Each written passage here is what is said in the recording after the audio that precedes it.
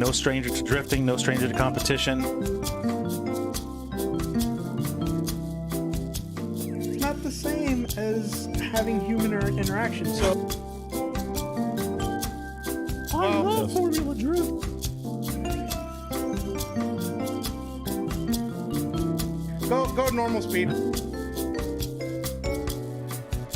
Absolutely. Absolutely.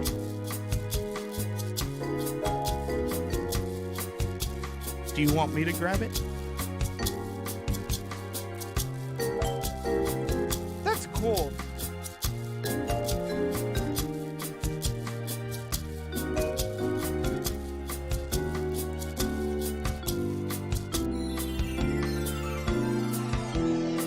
No stranger to drifting, no stranger to competition.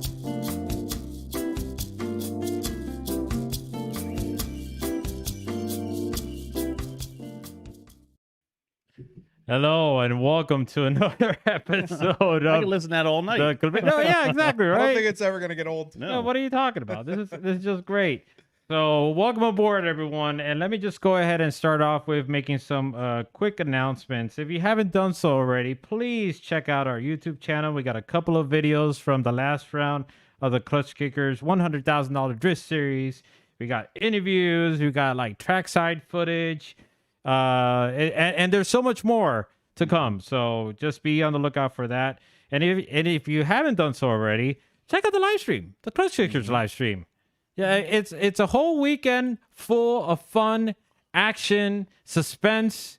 I mean, it has it all. So Thrills and chills and yes, indeed. Yep. So make sure to check out the Klutch Kickers $100,000 Drift Series Round 5 that took place on the Klutch Kickers YouTube channel. Or if you got the Facebook, you could do that too. Either or.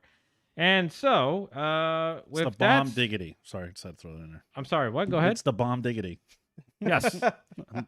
And with that said, let us go ahead and introduce our special guest of the evening. Yes, indeed. Let's go ahead. Let's go ahead and introduce the man of the hour, the angle judge of the Klutch Kickers $100,000 Drift Series. And we're going to go ahead and introduce Mr. Will Parsons. Hello, everybody. How very anticlimactic. Come on now. I mean, like, You did a good job building it up, though. I was Yeah. on the edge of my seat. oh, okay, Yeah, okay, good that's job. good. I mean, there's a lot at play, and we made it happen. But Will Parsons is here to answer any questions that drivers or spectators may have about the event, whether if it's clarification on a run, or how is Will Parsons' health, or most importantly, what I'm curious to know, and Will, first question right out of the gate, I want to know, what is the status update on the 4A powered Lexus SC? I don't know. It's not going well. Oh, come on. Oh, So, well, tell us what's wrong. Maybe we can help. I feel your pain. I inherited a motorcycle, so that took my attention away from the 4A powered SC. You look like you'd be riding with the hair and the wind and stuff. I could see that. It's gonna be a 4A powered motorcycle. Oh, that would be interesting. Yeah. Just like ride on the T50. Somehow we're gonna make some. Hey, they did make a Okay. didn't they make a motorcycle that had a Hemi on it? I think they did, right? Yeah, they did a Viper one. A Viper, Uh, right? yeah, Tomahawk or something like Yeah, that. something There's a crazy. place in Houston that builds small block Chevrolet motorcycles. I don't know. Yeah, It's a shop. I drive by it all the time. bring them your 4AG. Yeah, bring that in. Say, hey, I want to put Yeah. this in a motorcycle. I wonder how that'll go over. You want to do what? You gonna do what? It's gonna cost you Yeah. some money, boy. So we don't do that here. You go somewhere else. Yeah, that's all right. You need to take this stuff and get out of here. Why are your carburetors sideways? What's going on? What's here? going on here? Yeah. This ain't right. Oh, boy. Okay, so one of the going on topic, I guess you can say, what was your overall impression of round 5? I enjoyed round 5 a lot. It went pretty long in qualifying, just because there were so many drivers. But it was good. Overall, I thought it was a great into the series, and everybody threw down in the tandem. There was a lot of good battles. Overall, it was a good event, and I really enjoyed it.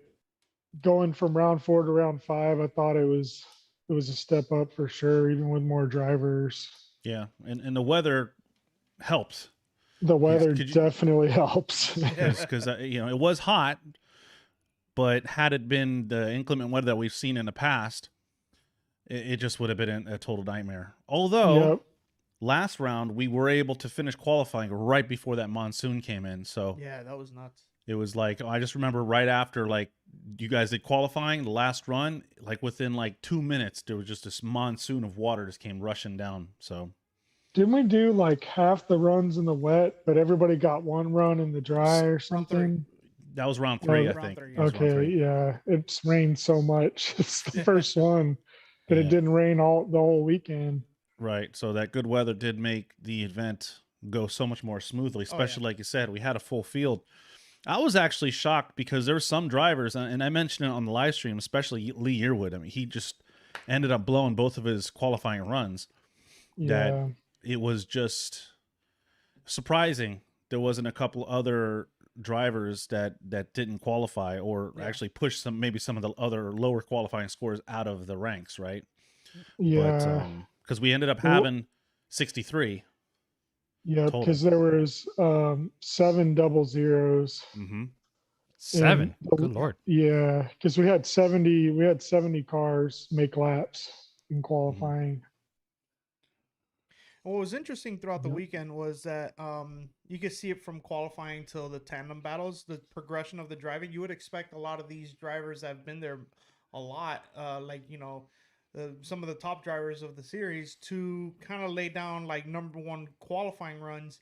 But you saw that they were not going all the way out to outer zone 1, and they were making a few little mistakes here and there. But throughout the weekend, you see them actually stepping it up. So I thought that was very interesting as well. Mm-hmm. Yeah, I think I think sometimes the people that have driven it a lot, they get they're just like, oh, I got this, and they don't really think about it. But it's such a technical track that they're missing their spots, but they're like real confident. I don't know. No, yeah, you're right. Because I watched Brandon Whitnick put a video out, and I watched it, and he had mentioned that, oh, I'm not gonna practice. Yeah. Right. He ended up practicing because he had to change. He did a couple runs just to feel the car out, and he ended up changing his diff to change the gear. But when I heard him say that, I was like, "What do you mean you're not going to practice?" He's like, "Oh, you know, I feel confident in this track. I've done it a lot. I'm not going to bother practicing." He did practice. He did a shakedown, but I don't think he practiced much the day before, or even before I think a qualifying. lot of drivers did that actually, which is wild. But it is a simple track to link, but to do everything that we want is difficult for sure. Right. So, what were some of the key changes that, obviously they weren't drastic changes, but that you guys made from round 4 to this round?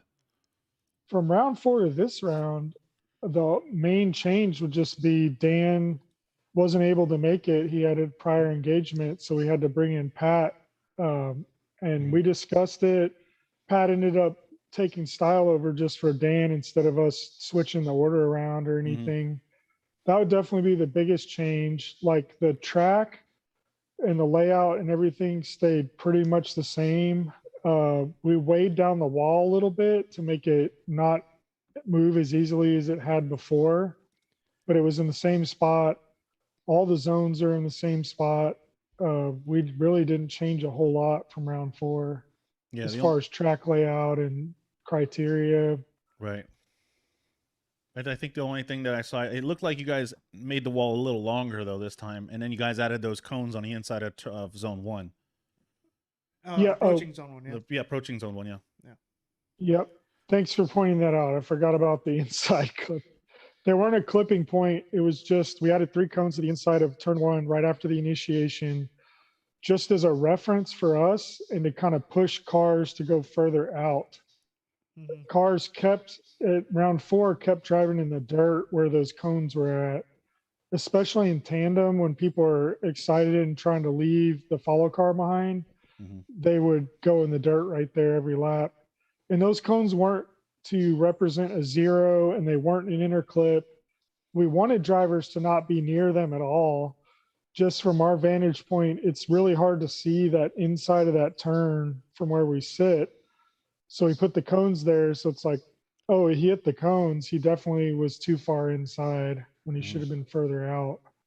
Yeah, I found that very interesting with the cones there because you could see the less experienced drivers, the ones that haven't driven that track very much, they were kind of aiming at it, and instead of trying to stay wide of it, and they were trying to treat it as as an inner clip, and I thought that was really weird. Why don't from what I talked to somebody that it wasn't, it just kind of caught their eye, right? So maybe not intentionally use an inner clip, but you know where you look usually tends to be where you're going. Yeah, So I think a lot of people caught their eye and it caused them to go inside. yeah, they gotta look past that. So anyway, but, Yeah. interesting. I had a question. When you heard 80 drivers, were you concerned at all? Not really. I mean, a little bit just because how long it can go. And it's also with 80, you're sending a lot of people home. So that's always disappointing. But I wasn't super concerned, especially with how round 4 went in qualifying. I thought we had it pretty good. Yeah. Because I think we actually caught up, and going back to kind of your point with the Jeff Kurtz. Yeah, Jeff Kurtz was talking about how when he was first going out there, he wasn't looking at the right spot, and I think towards the end he started to get it. He was looking to the right of the beginning of the initiation, or the beginning of zone 1, outer zone 1, and then he seemed to do pretty good. What are your thoughts about that S2000? I was really surprised at how well he did. Yeah, he's a Texas guy, so I've driven with him before. It's funny. Okay. His S2000 actually it doesn't still have paint on it, but my first big wreck in the SC was hitting his driver's side door with the back of the SC at Texas Motor Speedway. So I've driven with him a lot over the years, but I don't know when he did the V6 swap, but it's pretty radical. That car was F20 for a long time. Yeah. So it's neat. I like the way it sounds. Pat hates the way it sounds. I like it. I think it sounds different. So it's interesting. Just supercharger V6, and it's a different note than all the other V6s. Like VQs to me sound horrible. Yeah. And that I kind of liked it. That's a weird sound, but Yeah. Yeah. Well, he's a Pat cool doesn't like guy. anything that doesn't sound like a NASCAR. Yeah, so but yeah, that car was I definitely like the sound of it as well, but I mean it was a rocket ship. I mean I was kind of wondering, like, you know, how are people going to keep up with that car? It's the VTEC, man. Yeah. That's what I tell people. Yeah. That thing was fast. I think it was as fast as Alex's car in certain parts of the track. It was close. It's hooked I up don't know. for sure. It's definitely hooked up. Yeah. Yeah. And that the track thing's always tricky too. That I think the quote is, if you're not looking where you're going where you're looking. Because it's like, if you look at those cones, you go to them. So the good drivers, I think, focus on the outside and don't even look at the inside cones. Right. But it's funny, Jeff, that was his first time there. So definitely I could see where he's trying to figure out the points. So those cones being there might have been a distraction for him. Yeah. But they're more just like a reference point for us. He picked it up quick. I'll tell you that. I was watching him all weekend, and you know, the first practice session, it was kind of rough for him, and then he had kind of a low qualifying score. But then the next day, he was like right on it. So yeah, it was good to see his progression. A few other drivers having to. Well, you had Colette Davis that was using Von Gitten's Fun Haver Fox body, and she was struggling. And then on the second day, she figured out use skinnier front tires, and the car was able. So it was cool to see drivers throughout the weekend progress, Adapt to the changes. Yeah, adapting to a new track or adapting to a new car, and it just shows that next year's competition, I think, is going to be pretty serious. Right. We had those drivers from Mozambique driving a left-hand vehicle for the first time pretty much in their life. Yeah. going out there and being thrown into competition. Yeah. And one of them, I think Shaquille, he actually did pretty well. Yeah. But you saw that a lot of drivers being able to adapt. So it is a good sign of what's to come in 2022 and 2023 as Klutch Kickers evolves into this mega, I wouldn't say mega series, but it's just an anomaly. One, it's the payouts, right? You can't get around it. Really, what's bringing everybody is those payouts. Without the payouts, would it be what it is? I think it would still be the great event that it is, but maybe not grab the attention of some of these other drivers to make this trek all the way, because we had drivers coming from like around the world, and across country. Josiah, was he driving? He was driving the Drift HQ car, or was he driving his own car? That's his car. That's his car. Yeah, that's his car. So he came all the way down. He lives in Canada, doesn't he? Yeah, that's a Prospect car too. He drives in Prospect. So yeah, that's his car, and it stays here in Florida, but he goes back and forth. Right. So it's exciting to see what's to come, and as a judge, your job's going to get a lot harder, my friend.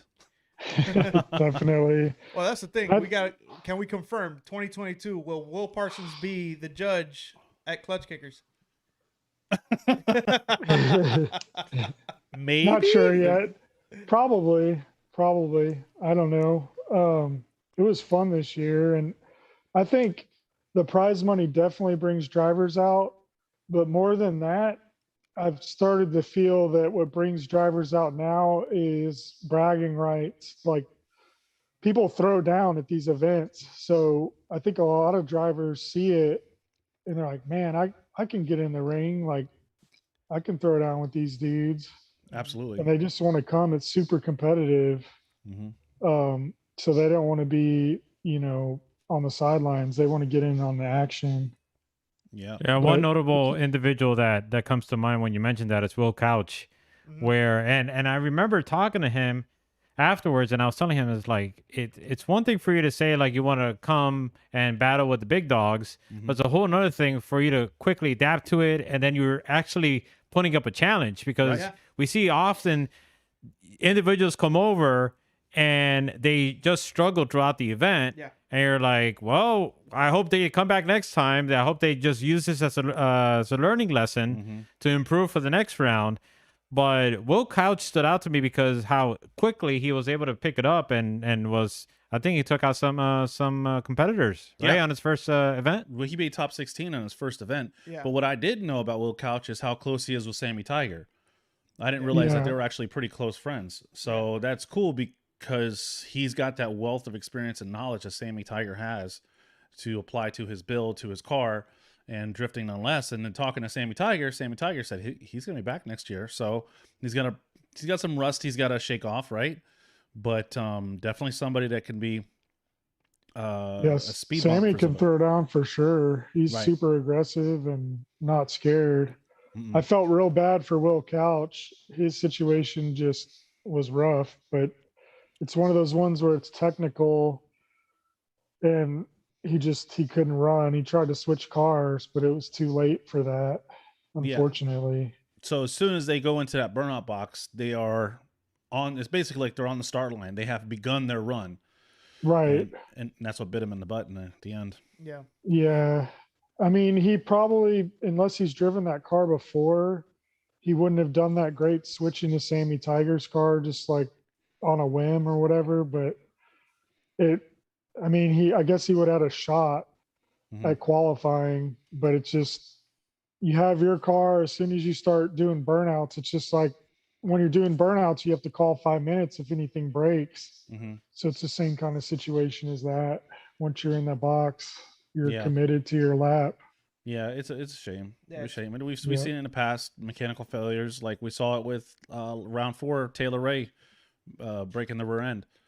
Right? And in this round, Ben Julian basically taking himself out. Not to take anything away from Trenton.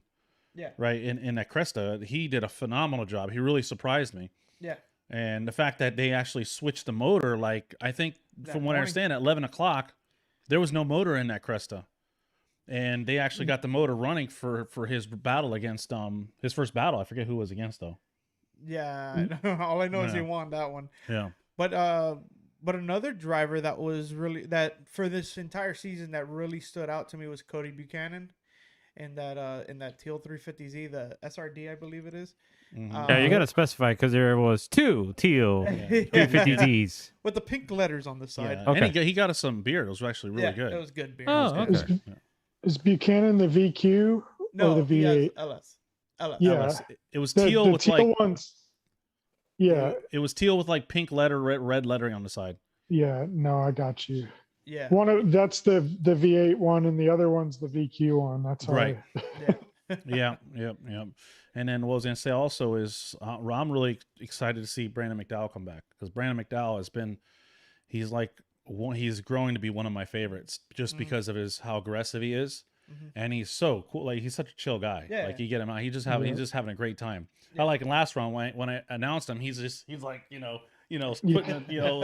slit in the throat kind of thing. I like that. I think we need more of that. Yeah. I think we should stage some fights. I think it'd be great. What is with you in fights? I like wrestling. I mean, if you like the old school wrestling, right? If it's got to go into a second one more time, they'll just wrestle in the middle of the. No, but like, just get out and just have them like the real fake. I think it adds so much to it. I don't know if anybody at Klutch Kickers wants to wrestle with McDowell.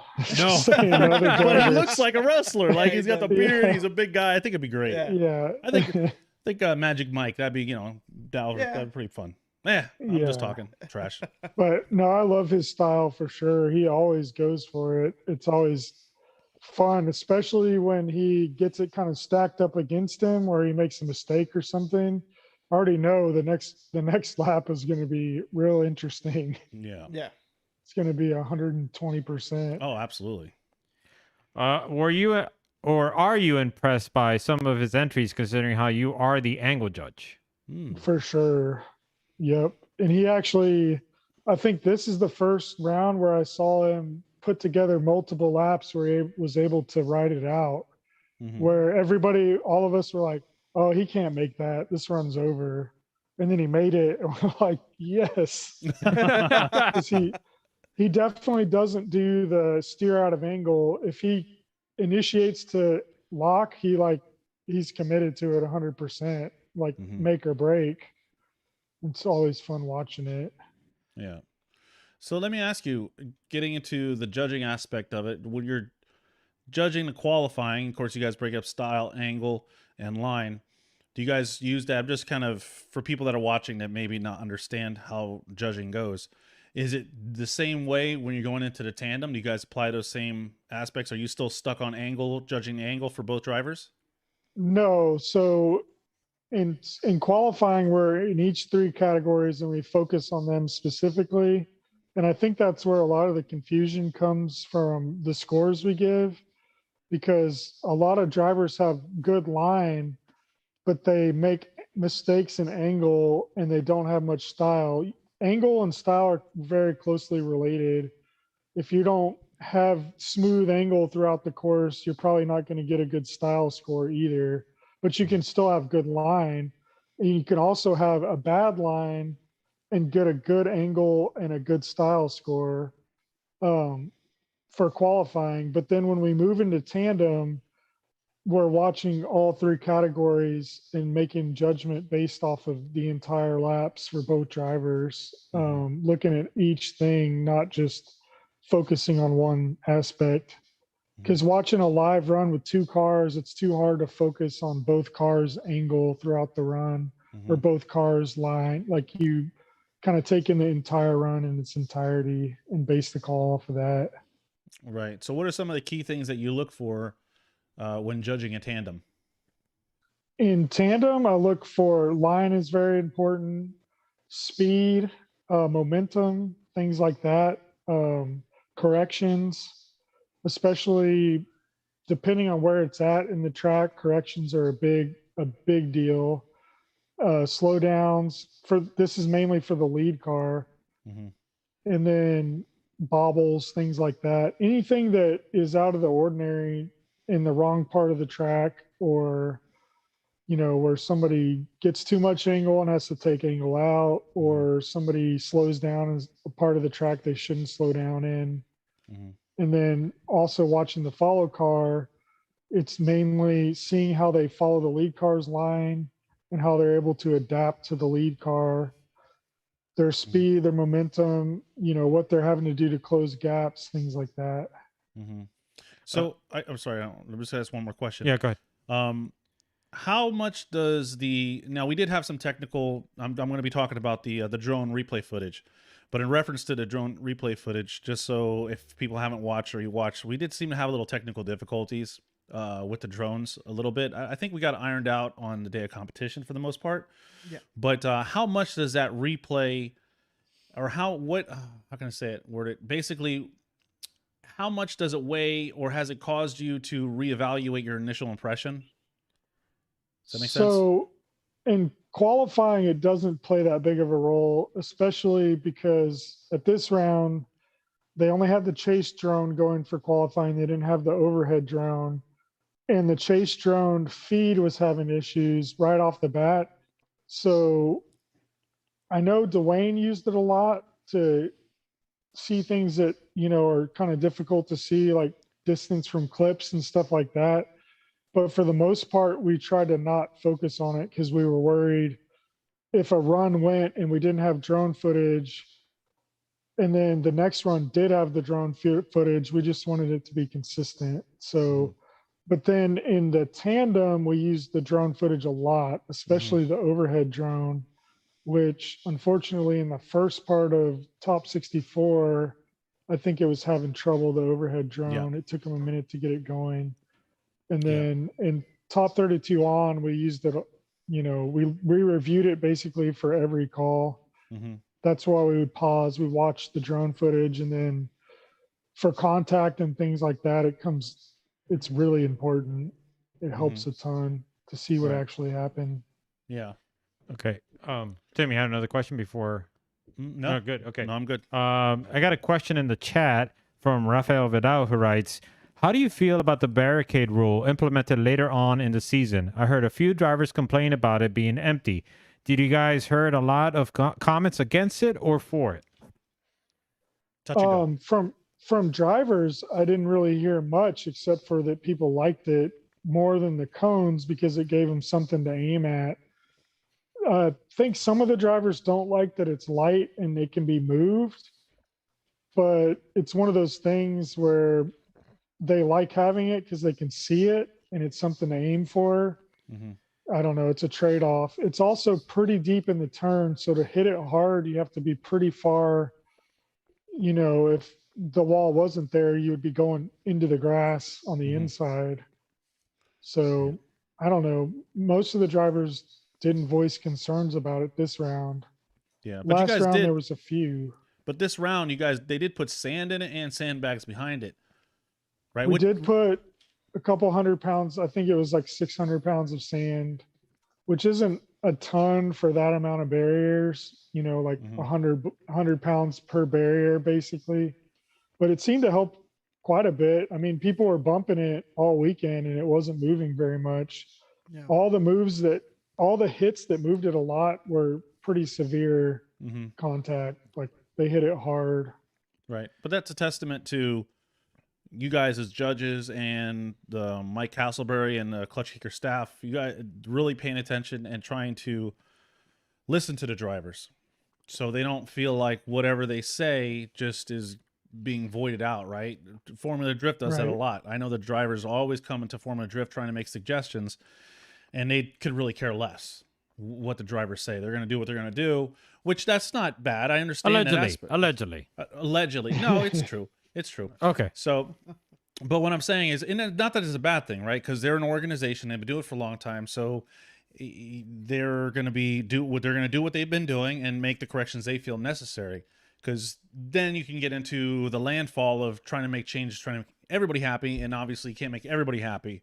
But Klutch Kickers has been doing a great job of listening, taking the creditable complaints or creditable suggestions and making changes accordingly. And I think that's been great. It's been great to see that progression. And I think that's another reason why the drivers love coming so much as well. Yep. And we try to listen to them and take their, we do things sometimes just we say this is what we're doing, but we also listen to their concerns and questions, and we try to, just hear everybody out. And there's always people that aren't going to like what we do. But overall, the impression I got of the wall and stuff like that is that most of the drivers liked it and appreciated it. So Right. it's a balance. Right. But You're never going to make everybody happy. I read one comment, and I'm just going to voice because it just drove me crazy. Okay.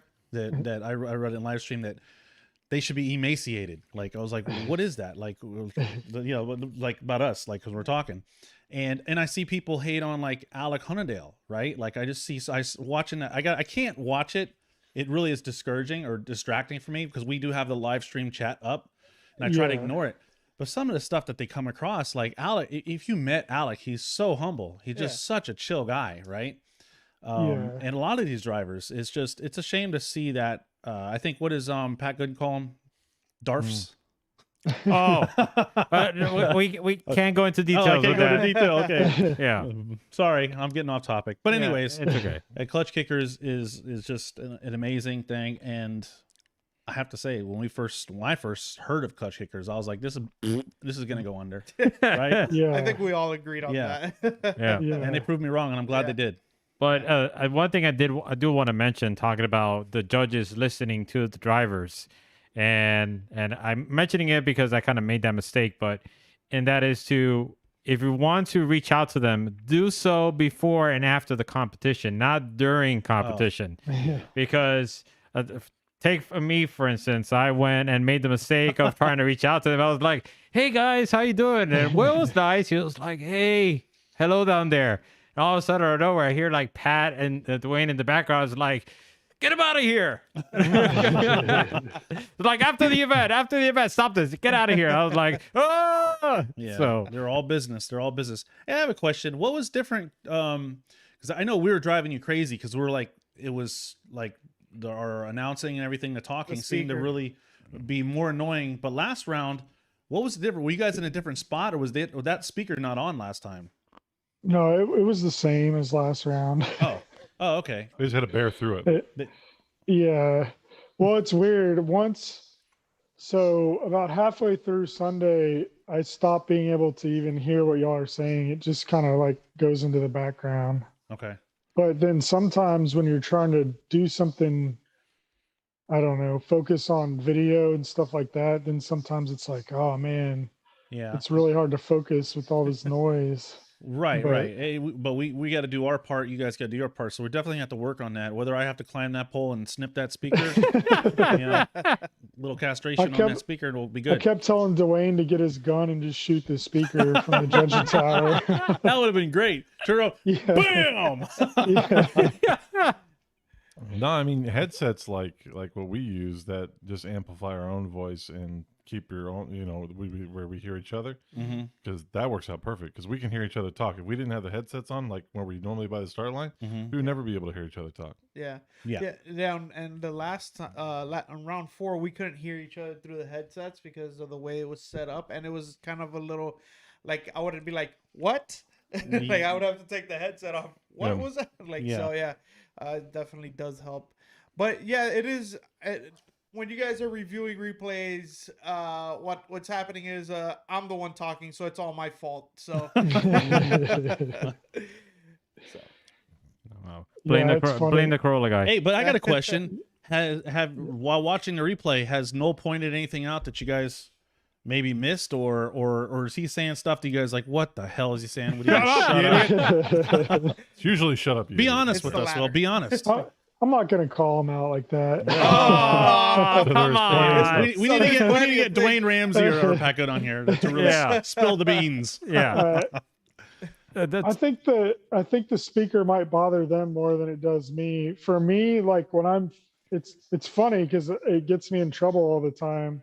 But when I'm focusing on the runs, like I literally couldn't. If you asked me what y'all said, even when I'm watching video, I couldn't tell you what you said because I just don't hear it. You'll be a good dad.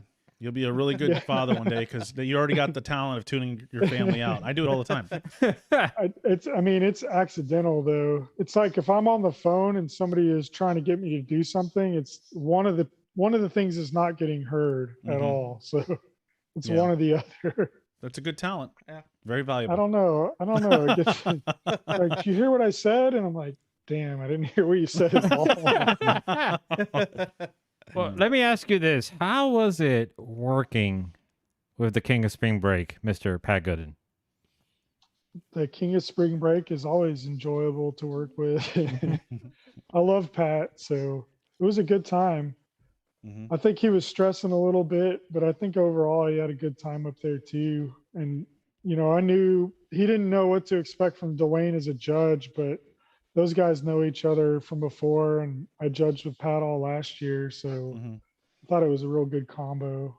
Okay. Smooth. Do you since you worked with Pat before, do you feel his judging style or his judging criteria deviated a significant amount from the previous year? Well, last year he was line judge, so I think he did style at LS Fest, which just happened recently, or maybe because they didn't do a comp at the the Ford Fest or whatever. But so his judging was completely different because it's different category. But I still think he looks at some of the similar things that he liked to see from line. But style, is so many more things you're looking at. Mhm. Okay. Okay. I don't know if that was a good answer or not, but No, Good enough for me. it was Yeah. great. Okay, so why don't we start breaking down some of these runs that we went ahead and on the Instagram, we asked people to submit battles that they wanted clarification on. And I'm surprised we didn't get more.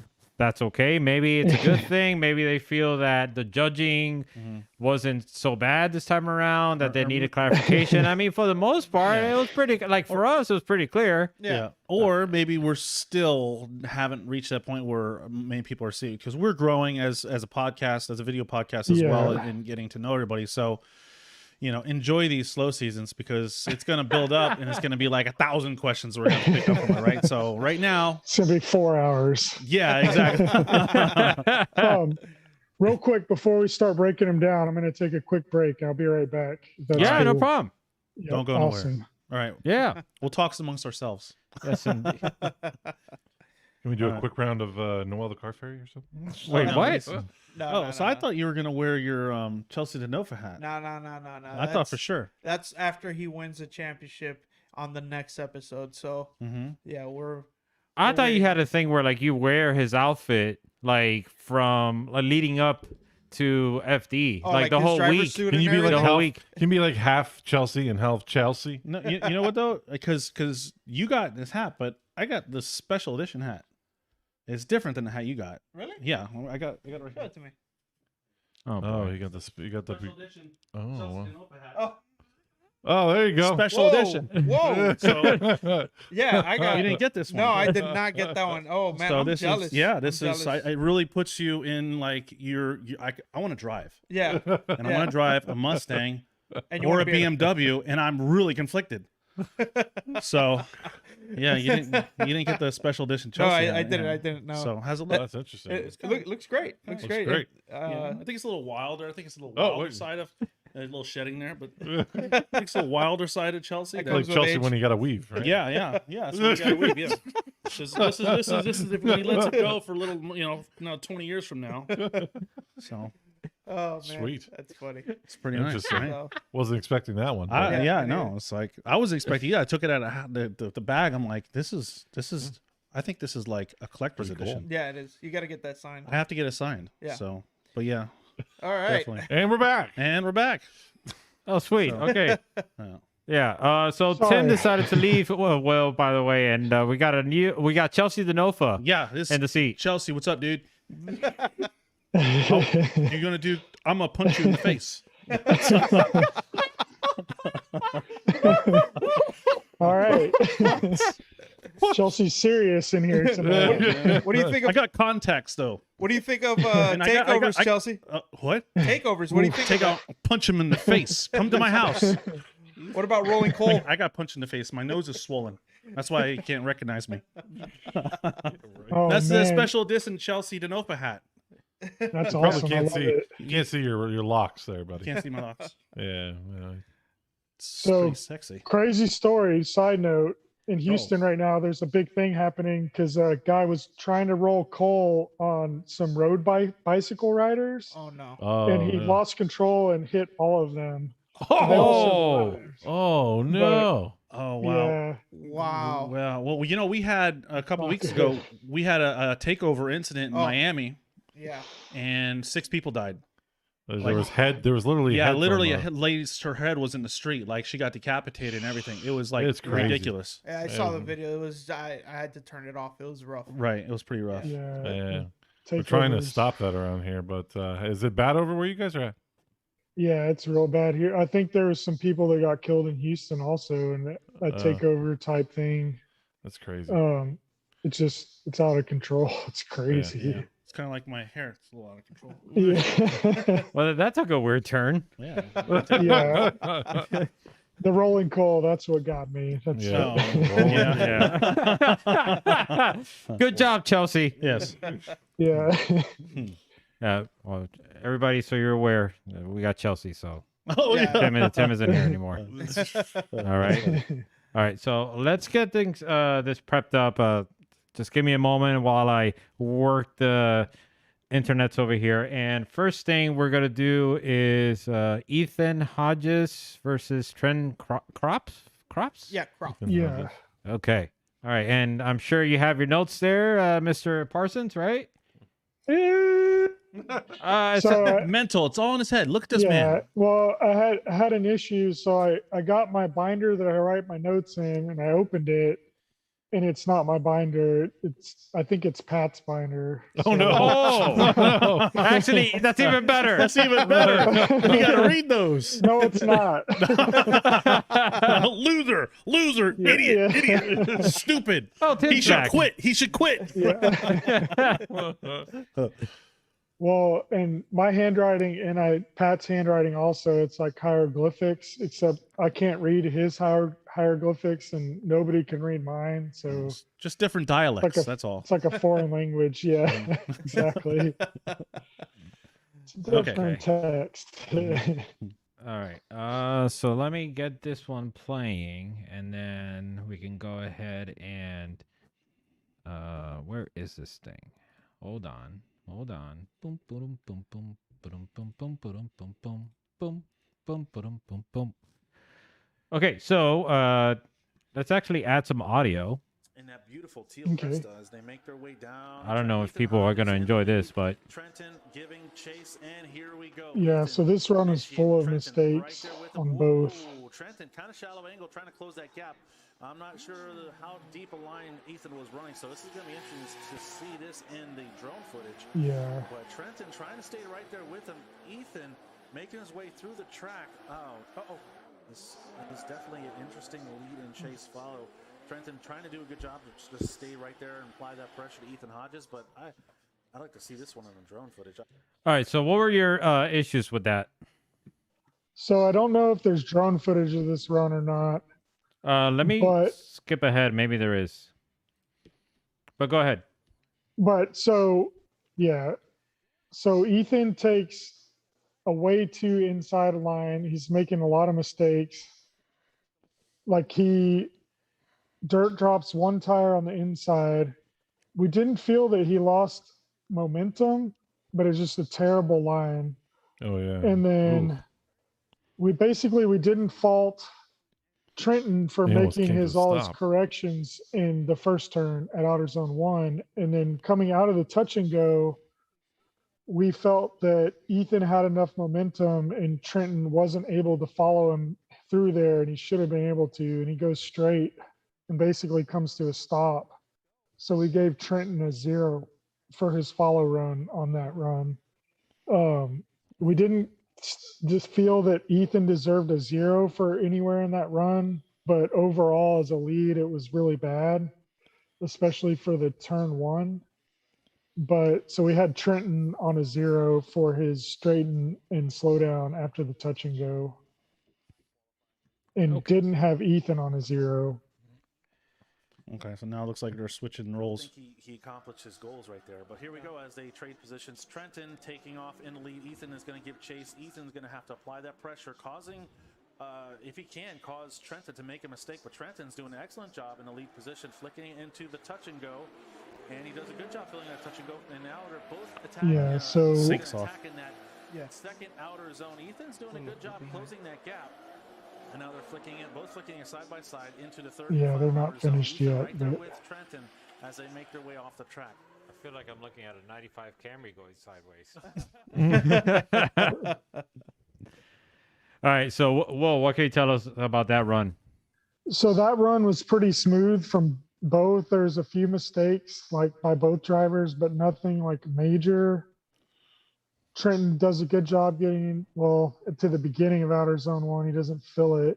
He gets to the touch and go. Ethan kind of shortcuts the touch and go.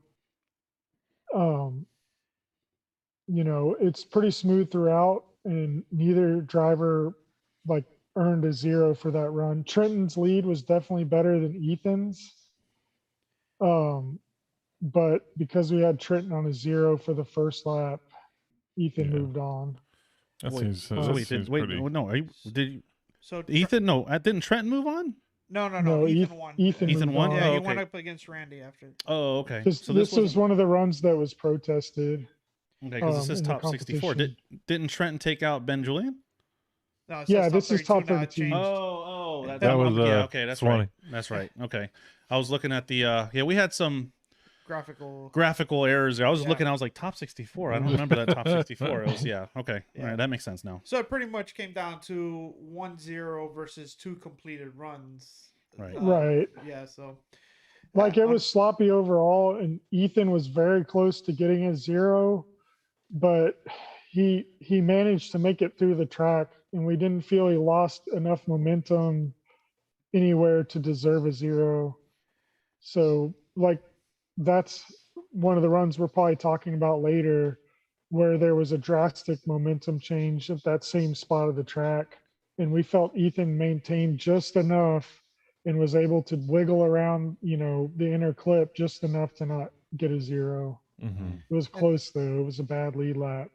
yeah, and just to clarify, like the judges are expecting, like what Ethan did on his lead coming out of the touch and go into outer zone 2, you got to cut across the track, and Right. at no point did Ethan really just stop where. And he just laid on a bunch of angle, which got him set up to go across the track, Yeah, right? Yeah. and Trenton didn't Ready prepare for himself that. for that. Yeah, Well, in a big Well, body yeah. car too, it's kind of hard to change that last minute, yeah, of course. Well, I mean, you could see Trent in the chase position trying to follow that really inside line Yeah. of Ethan Hodges, and following that inside line puts him in awkward position. So it's unfortunate, right?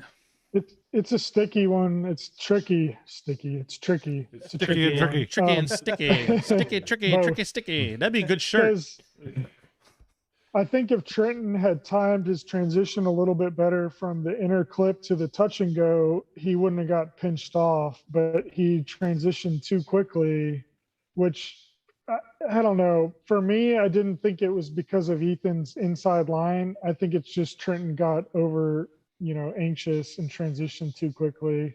Mhm. And so that's why when Ethan had big angle at the touch and go, it left Trenton nowhere to go. He had to just stop, Right. which happens a lot on this track. When most of the issues at the touch and go, the follow car is on the inside and the lead car is in the touch and go. Mhm. So there's a lot of issues right there. Mhm. Decides a lot of runs.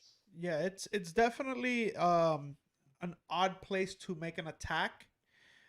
You could see because you're coming off one transition into another. It happens very quickly. We've seen people do it though. But- Alec but has done it. Yeah, but some people do. pull it Dustin off, but it's- Miles does a good job attacking there too. Yeah. But I know But it's Keone, tricky. yeah, Keone Rodriguez, when he first started the season, I think the first 2 rounds, he was constantly attacking in that one spot, and it seemed like it bit him every time. Yep.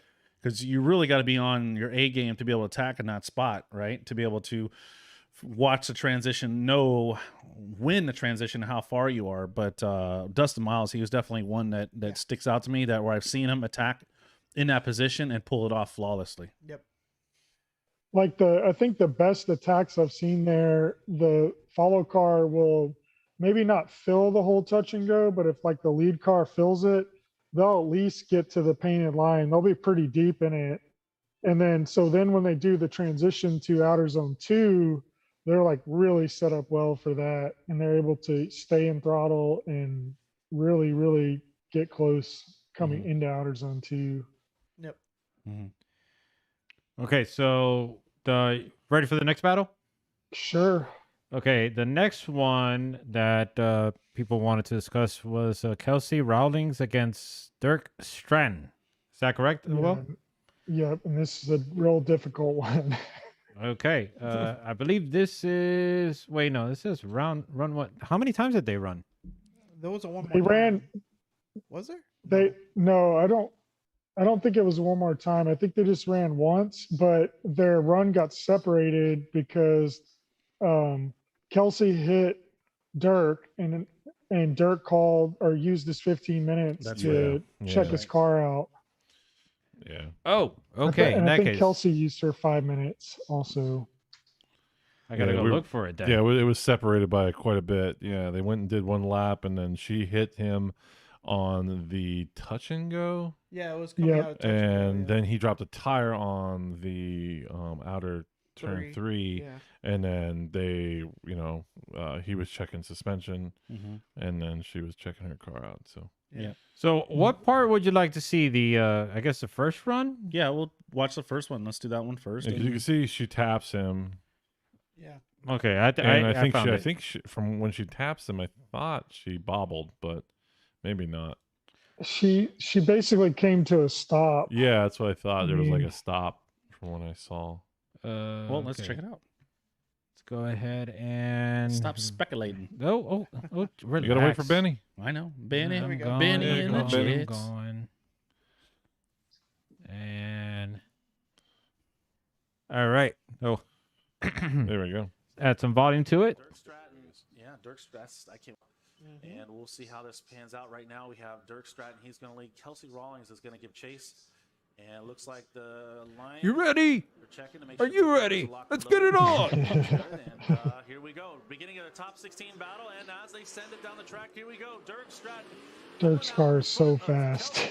I love that car. It's insane. Is going to try to close that gap as they make their way. Jeez, through look at that It's thing. really the only vet I like. Kelsey, wow. I really don't like Right. any of the other ones out there. Coming out of back of Uh, Dirk Stratton's car. Kelsey, So It's just the color. I think it's just the color that makes the car for me. almost looked like she had to make a correction. Whoa, she really Yeah, cut yeah. that line. To make that transition, but look at that cloud, that plume of smoke. Whoa, Dirk Stratton making an error there, dropping a tire, and almost looked like that might have caused Kelsey to oh, yeah, Yeah, she so- spun. Yeah, I forgot about that. I forgot the spun. I forgot the spin. So she hit him and spun. Deep So, plot that's thickens. kind of. Yeah, but hang on. Wait, calm down, buddy. Let's hear Will's explanation of this. Okay. Well, there's a replay. Show the replay. So we thought this was a great lead lap by Dirk up to this point. It looked smooth in the drone, but she slowed down so much whenever she hit him. And then he slows down a lot right here. His front wheels don't go all the way straight, but that's like a huge mistake. So this is a weird situation because basically we had her on a 0 after the touch and go for hitting him and coming to a stop. And then he made this mistake. So we debated this run a lot, trying to decide, what happened. I think Dirk's car might have actually been towed out on the right rear from the contact, even though it was light. But I think that's what he was fixing in his 15-minute timeout.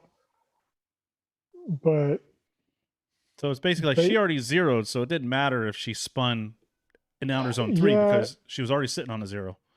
it's weird. So we debated it a lot. So what we ended up doing is we gave Kelsey a 0 for hitting him in the touch and go, and we gave him a 0 for his mistake in going into outer zone 3. Oh, okay. So we basically had them both on a 0, but this is kind of confusing because normally like lead car zeros the laps over, but Kelsey zeroed first. Like she made a huge mistake Yeah, she cut that and line. earned a 0. Crazy. Yeah, and she just was in the wrong spot. She didn't give him any space. Mhm. Yeah, Well, unfortunately. Yeah. I remember hearing that it was 2 zeros. That's why I wanted you to explain that one. It was it was definitely an odd call, but it was just an odd situation, right? And I think most people that Right. saw it, they didn't really notice the contact much because it wasn't a heavy contact. Nobody noticed the contact. All the on the comments touch were and go. like, "Oh, he dropped the tire. She spun. She shouldn't deserve a 0." I'm like, guys, she ran and she hit him.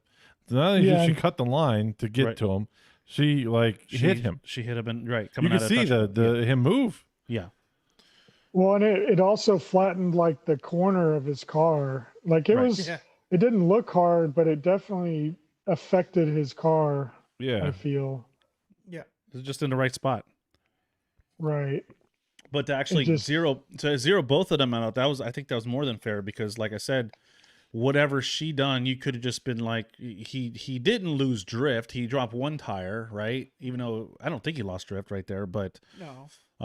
that was definitely a fair way to say, hey, listen, we'll zero both of them out and we'll judge it on the next run.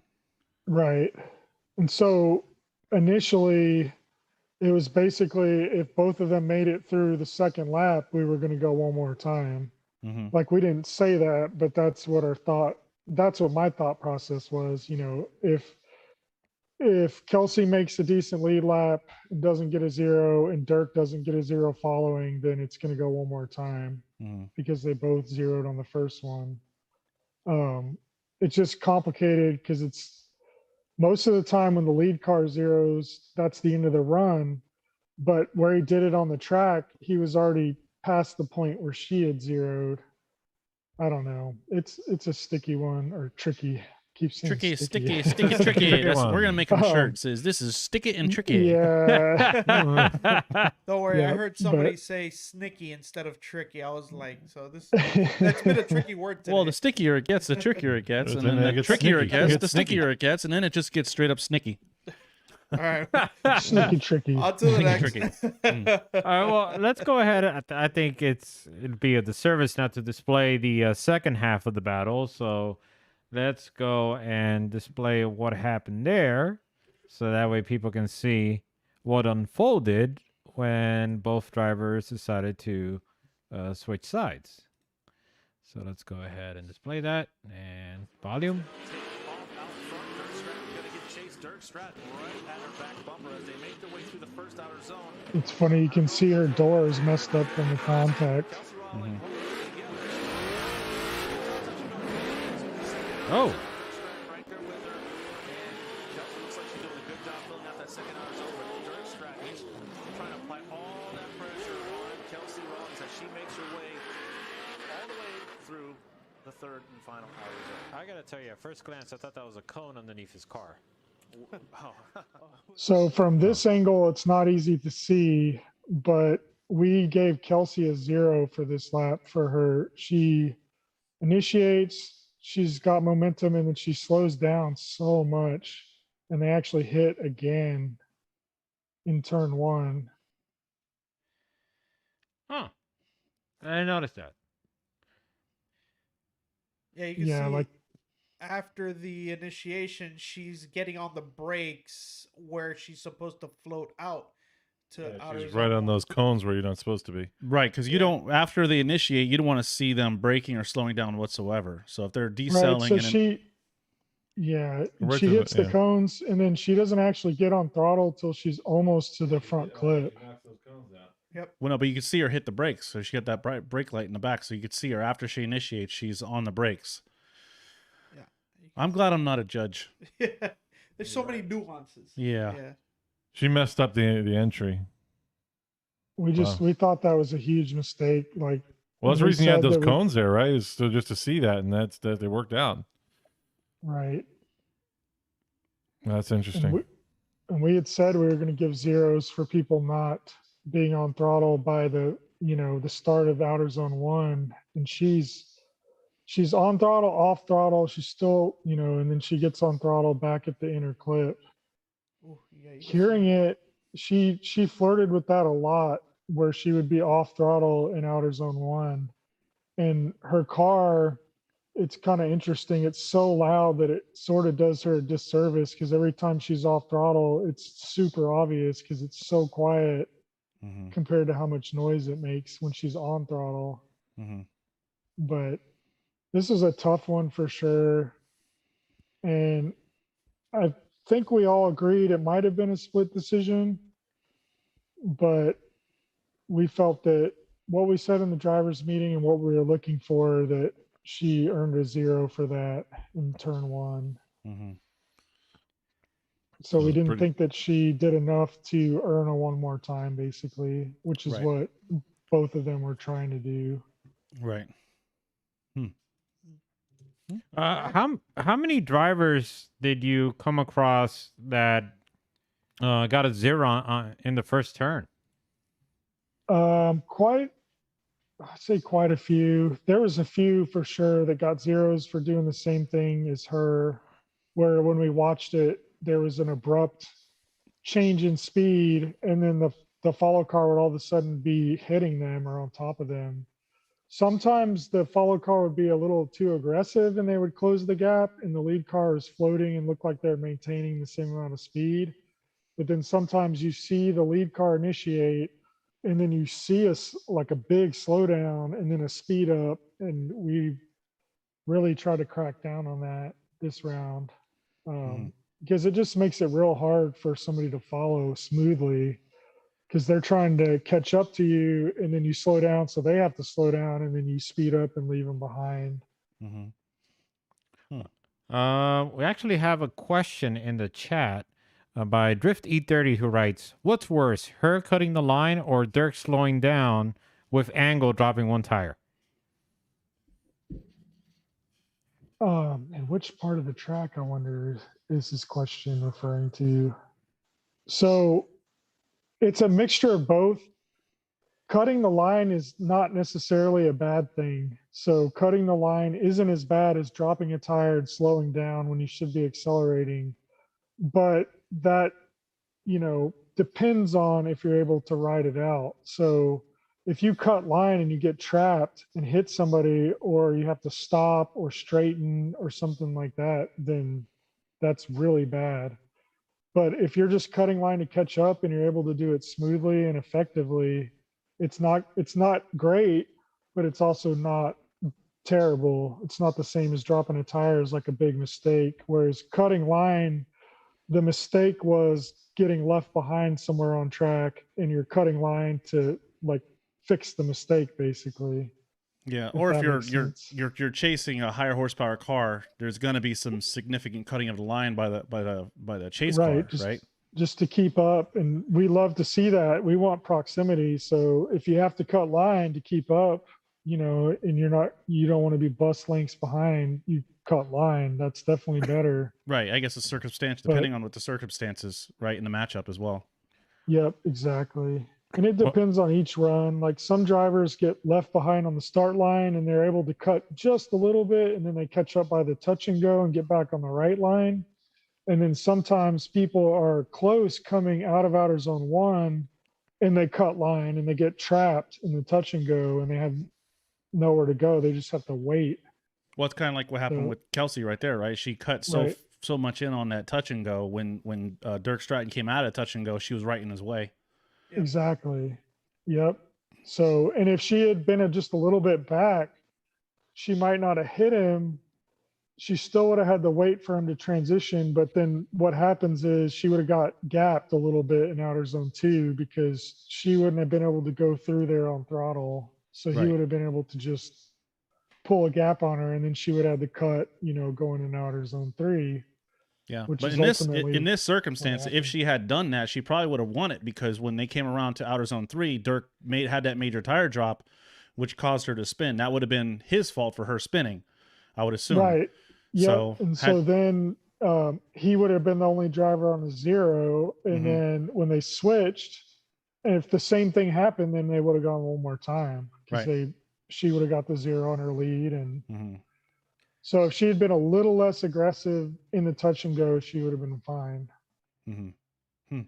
Okay, yeah, and the individual Drifty 30 clarified. He said in zone 3 with Kelsey following, and I believe he answered that, correct?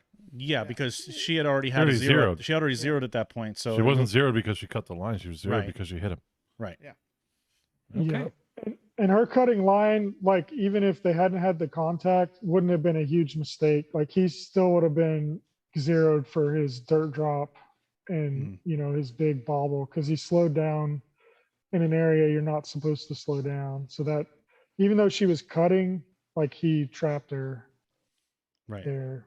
Right. Yeah, but like you said before, I don't know if he just joined us, but she had already zeroed. So at that point, if Dirk had not zeroed, you guys basically washed out that first run altogether and then judged it according to the second half of the run. Right. Yeah, it came down to Dirk having 1-0 and Kelsey having 2. So Right. Yeah.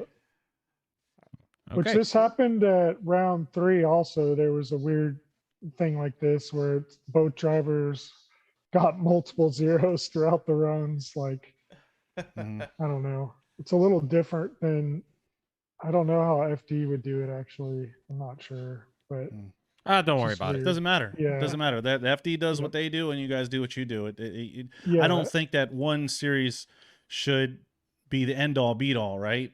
I think that we could take a lot of things from RDS, right? yeah, And take a lot of what they do and how they judge, and then you take from FD. But at the end of the day, Klutch Kickers is its own thing, right? It's not. We're not here. Yeah. It's not like a mini Formula Drift. It's its own entity, and you guys are the judges. So it's up to you guys to decide what to grab from, and to be that way you can Right. make the most informed decision. right. And for that, it was a real difficult one just because there's contact. And so if we hadn't zeroed Kelsey for the contact and only zeroed Dirk for his mistake in outer zone 3, then basically we're saying that, that contact had nothing to do with anything. It's basically like she didn't even make a mistake there, which in our opinion, that was a large mistake. So that's how we did it. I mean, if the call had gone the other way, he might have been able to protest. I don't know, because I think his car was towed out in the rear, even though it was not a hard hit. I think that it did tow his car out. So he, that might have caused this spin into the dirt. I'm not sure. Right, But- right. There's a lot of what ifs we don't really know, but yeah, Yeah. that little contact could mess up the alignment enough when he flicks it into the third outer zone. It feels Yeah, different. it definitely and- screwed him up. It was not. That was not a zone he's normally ever dropped a tire in. No. So yeah, if he got bumped, it just takes a small bump to off. Especially if his settings are all just like tight fit. Right. So maybe something bumped it off or just knocked it off, and then that's what that sent him out to the on the third turn. Well, anyways, I think it was the right call. Yeah. Looking at it now and everything, that was definitely one of the calls that I kind of had questions about. At the end of the day, Dan has been on, and Dwayne, you've been on. This is the second time on, so I like having these after event clarifications. Yeah. Because, and I think a lot of drivers should watch it too, because then they could see their own runs and see how it's analyzed and see how you do care about the judging, right? It's not biased. Even though you get a million clown emojis on the live stream chat, right? Like these guys should be whatever, a bunch of clowns and everything. It's a thankless position to be a judge. Yeah. But you guys take Yeah. it seriously, and having these breakdowns, I think everybody should. I wish Formula Drift did these. I don't know if they do it. Do they? And after I they should. doubt That'd it. be cool. So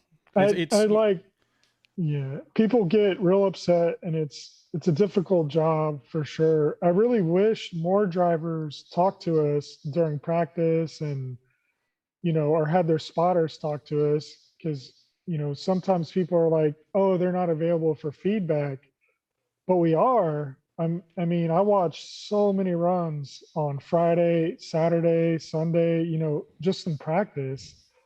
And anybody that comes up, when I'm just standing there watching, it's weird because people come up and ask me after, and they're like, oh, how are my runs in practice? And it's, well, I don't recall your individual run. I watched hundreds of laps.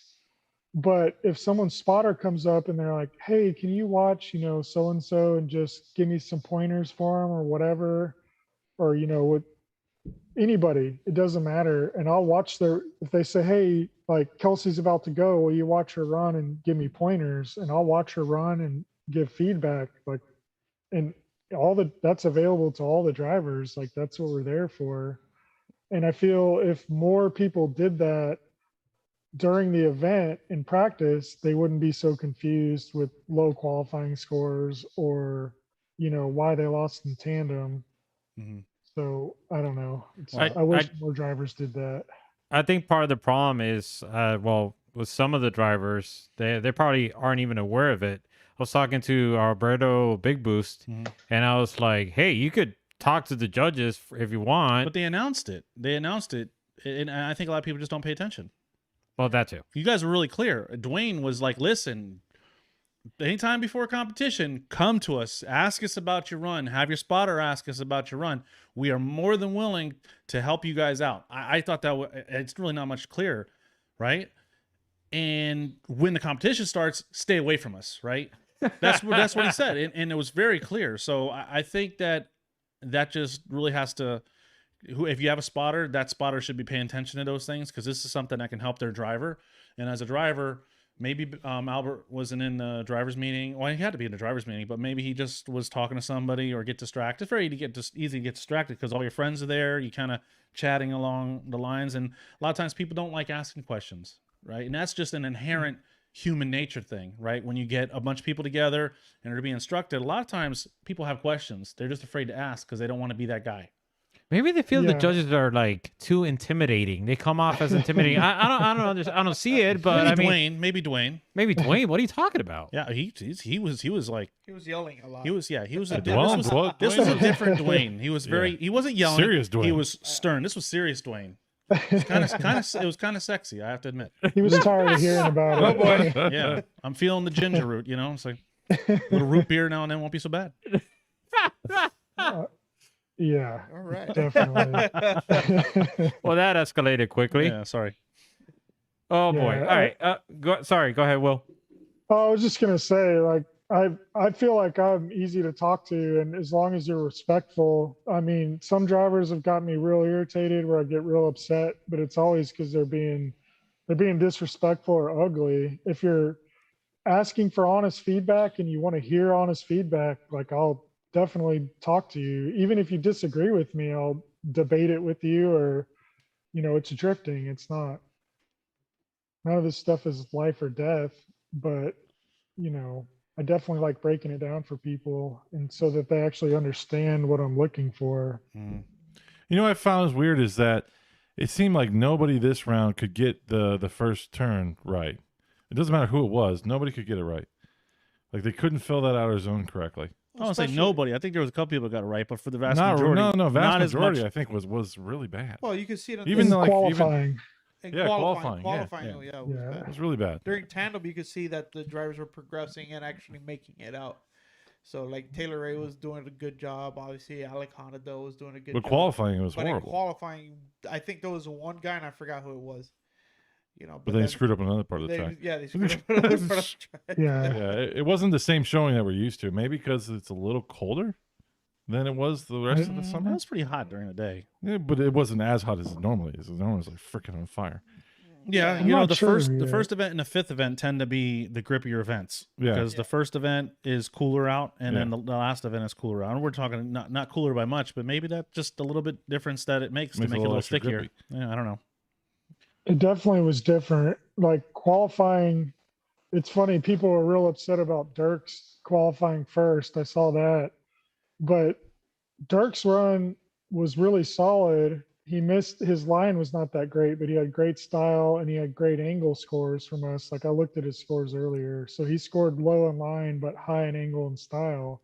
But he didn't But have a when 90.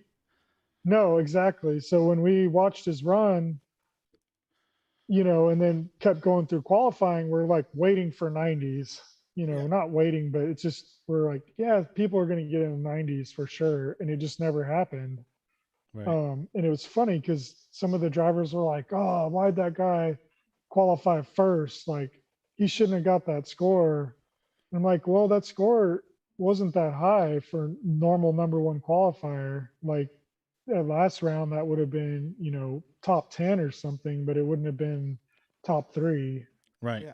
So it Right. just was unusual. Yeah. And then Everybody like just was making mistakes. right. And then like we were talking before we started and you had mentioned prior is that if you look, and actually you brought this up earlier, if you look at the top 16, just about everybody in the top 16 qualifying made the top 16.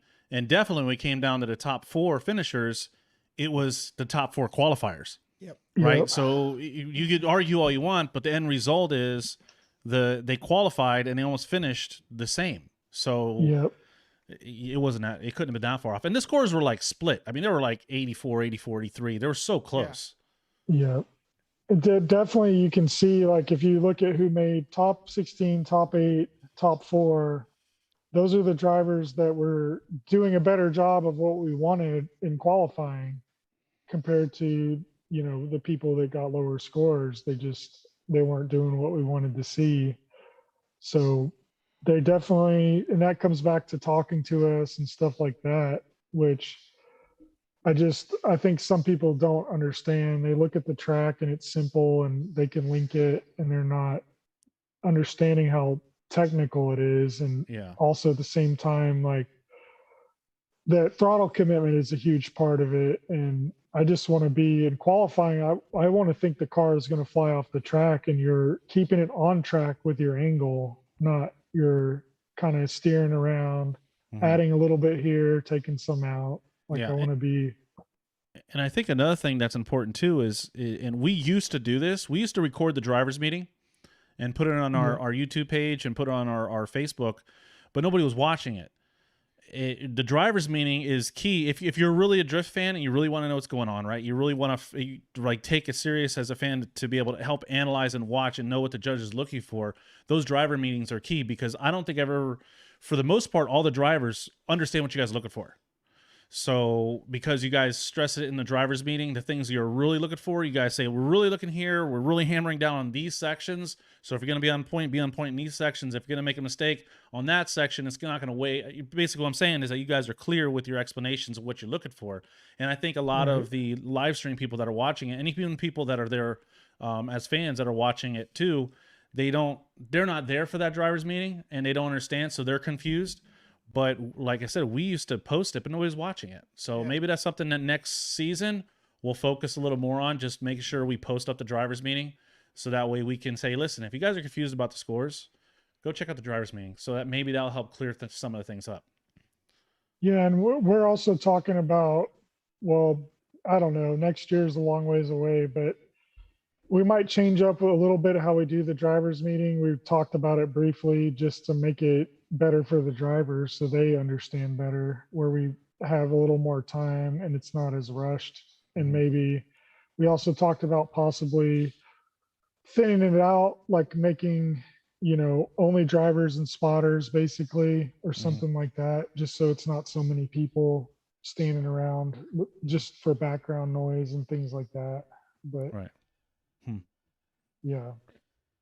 Alrighty. So let's go back to the battles, and the final one that we wanted. Yeah, I know we got sidetracked, but that's okay. It's all right. It's all right. We're still here. Yeah. And it's happening, and we're gonna go back to the final battle that took place at round 5 of the Klutch Kickers $100,000 Drift Series, and that was between Adam LZ and Mr. Alec Hollandale. Yeah. Whatever. Hollandale is a sauce, but he does put down a sauce. Okay. Yes, he does. Saucy. All right. Okay. Saucy. All right. We're gonna do that there, and we're gonna get Mr. Will the screen that he needs to be able to see the action. And there it is. Let's give it some volume.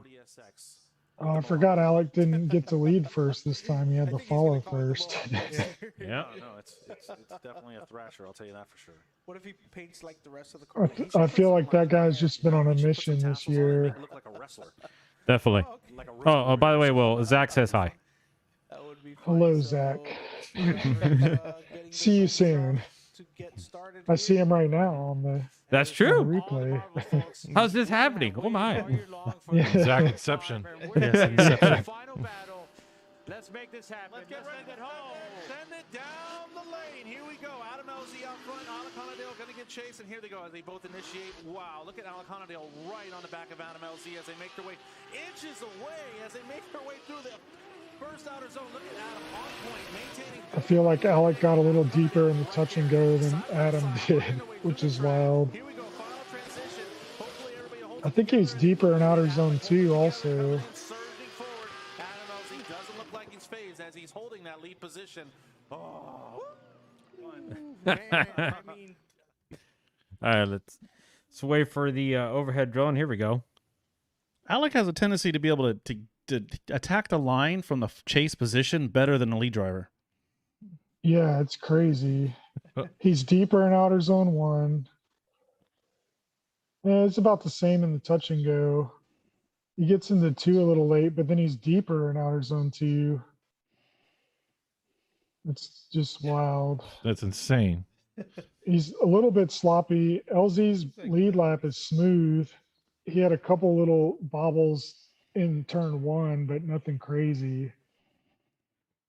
Overall, pretty smooth. And Alec is just super aggressive and deeper. And I don't know. It's like I said, he's just been on a mission this year. It's been watching him drive. Like I told him, he's just being a bully. Like it's. I don't know how else to describe it. I think Zach is there trying to send you a message. Well, On what? he's on the laptop on the left. I don't know if you see him. Round 5, the finals of Klutch Kickers. He's updating the scores. Oh yeah, he's On the messaging screen. me right now. Actually, yeah. Ah, okay.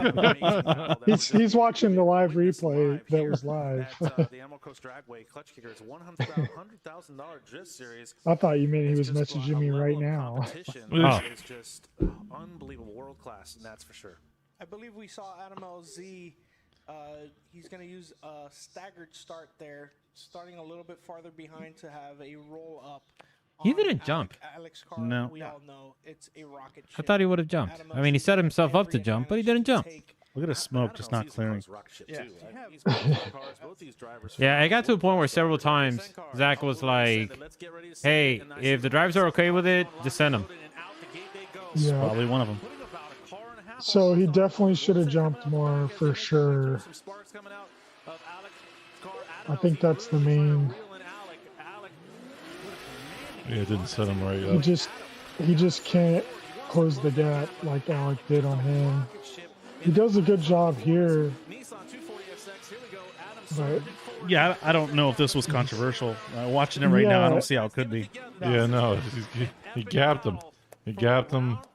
Just freaking gapped him. But it was the right whole at the time. start. Like, Well, he gapped him from the start, but yeah, you just can't let him. You can't let the guy go. Remember that's what Randy was trying to fix for the rounds. He was trying to figure out, how do I keep up? I got to stay on the start. If I can stay on him on the start, I can follow him. But if you can't get him on the start, that's it. They're gone. Yeah. Especially a car like that, he's gone. And you see, Adam's not. Adam definitely does a good job of adjusting to it, but he just can't. He closes it a little bit here, but he's a lot lower angle.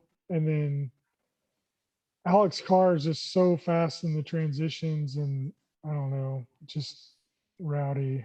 It's just dialed. you know, it's funny. Yeah. We caught up with Alec, actually Friday night, and I was talking to him about next season, and he had mentioned that switching over to the 350Z chassis and building that and setting that up for next round and leaving this car behind. Now he did pretty well in the 350Z last season, so it's not like it washed him out. Obviously the car made a major difference. Yeah. So it's going to be interesting to see him in the 350Z, depending on what he does to it, right?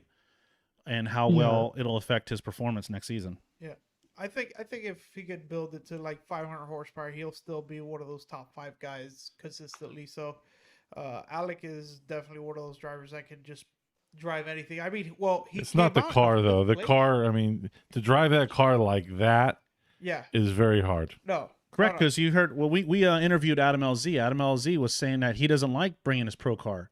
It's too gripped up and it's almost like a monster. It's too hard to handle. It's too hard to handle. But Alec is basically driving the same car, right? Because it's set up pretty close. Yeah, but The grip and power everything. band is better on Alex's cars. You got V8 versus a turbo inline 6, so I mean, I can see that being a little harder.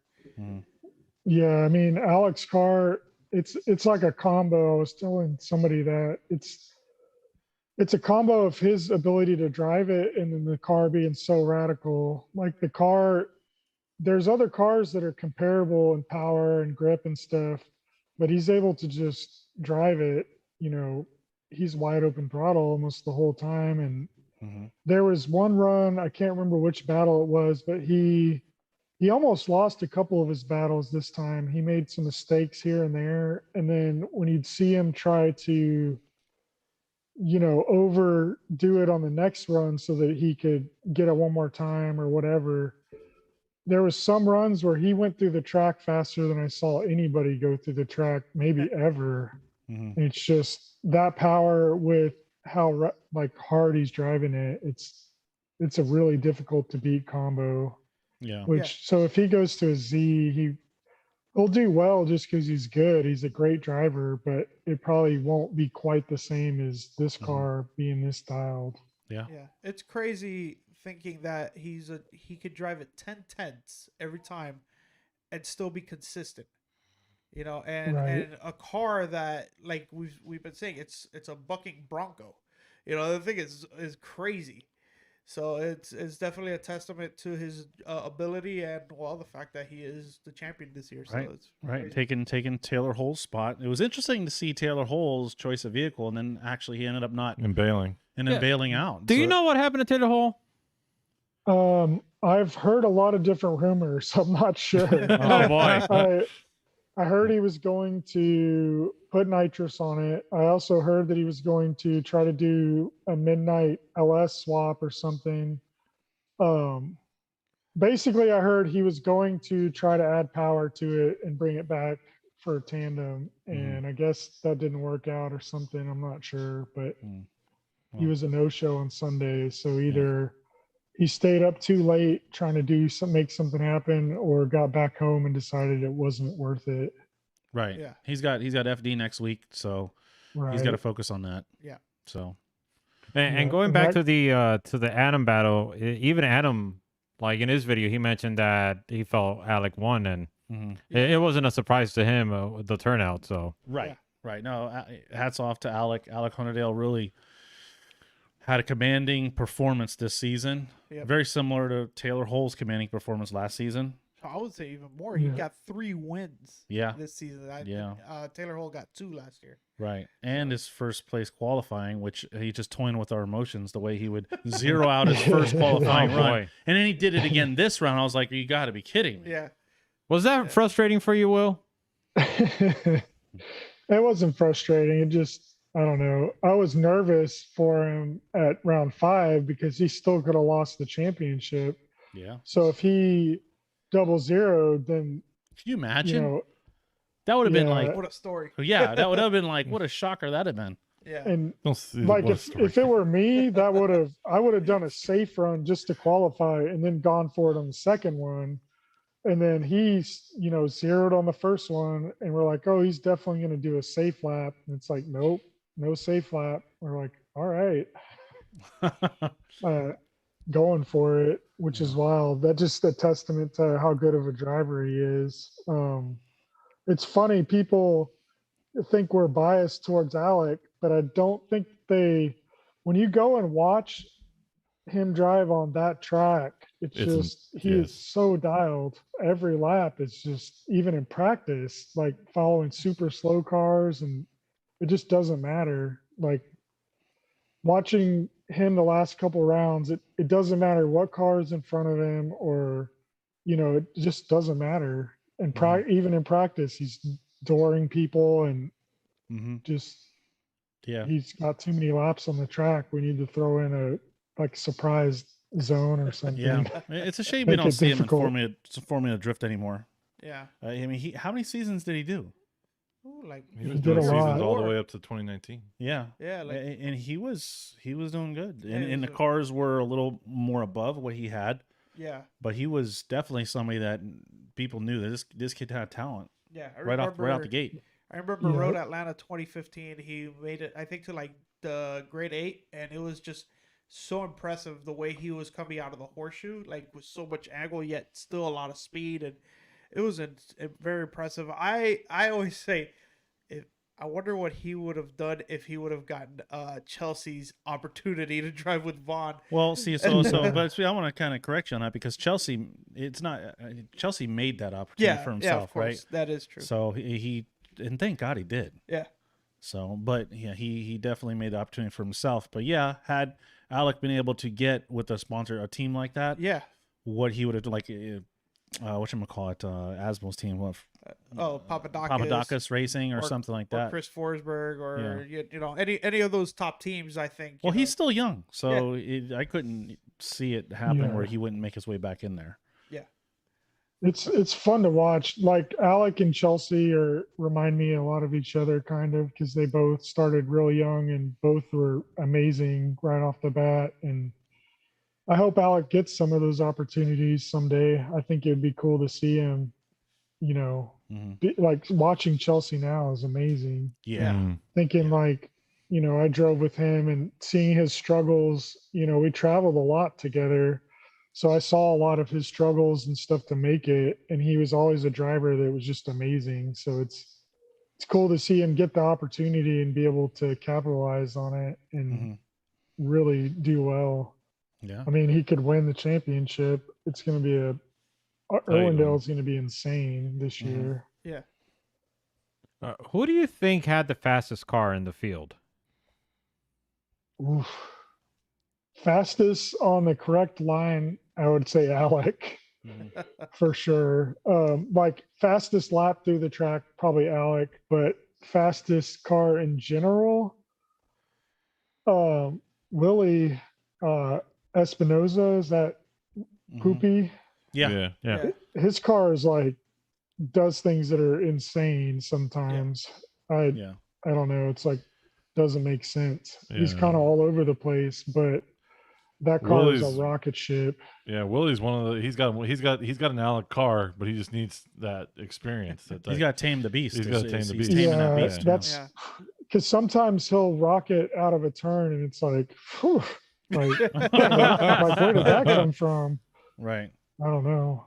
I was telling somebody that it'd be fun to drive that. I think that car would be fun to turn a lap in and try to drive. It's one of my favorite looking cars. I like these guys. Like they don't like the FDs when you kit them out and put big wings. You said I don't like it like that. I like stock body. They like stock body, but I also like. No, you can't. You can't have both. I can no, you have can't. both. No, you can't. I love it. America, I like can the big have wings. whatever I think we need to bring back more big wings and drifting. Big wings. Big wangs. Oh boy, with buffalo sauce. I kind of like the big wing on his car. Yeah, I like it on. Well, it's not Nick Castleberry's car. It's Mike Midyet's car. Yeah, I didn't even know. We didn't know it was Mike's car. Like, the whole time I thought that was Nick's car. Yeah. Oh, I thought it was Nick's car too. Yeah, it's not. He drives it like it's his car. It's Mike's car. Yeah. Interesting. It was cool finding out the history of that car. That it was. It's U-Haul Rittenden's. Yeah, U-Haul's old car, and I was kind of blown away about that fact. And Did now you that it know has an LS, it's kind of weird, but yeah, and it's funny too because I drove with U-Haul in 2009 in D1 USA. Him and some other guys, they had like a 3-car trailer, and me and Chelsea and Aaron Losey had a 3-car trailer and went to all the D1 rounds together. It was a wild year. I remember that. I went to the one that was right down here at Hallandale Beach. Yeah, that was. Yeah. Yeah, it was at some convention center or something. No, it was at a casino. Casino parking Grand lot. Casino, yeah. It was at the casino. It was Oh, at was that the yeah. casino? It was Okay. at the it was at the It casino. was in a parking lot of something. Yeah. Yeah, and I remember Jeremy Lowe backed his car into the wall. Oh my goodness.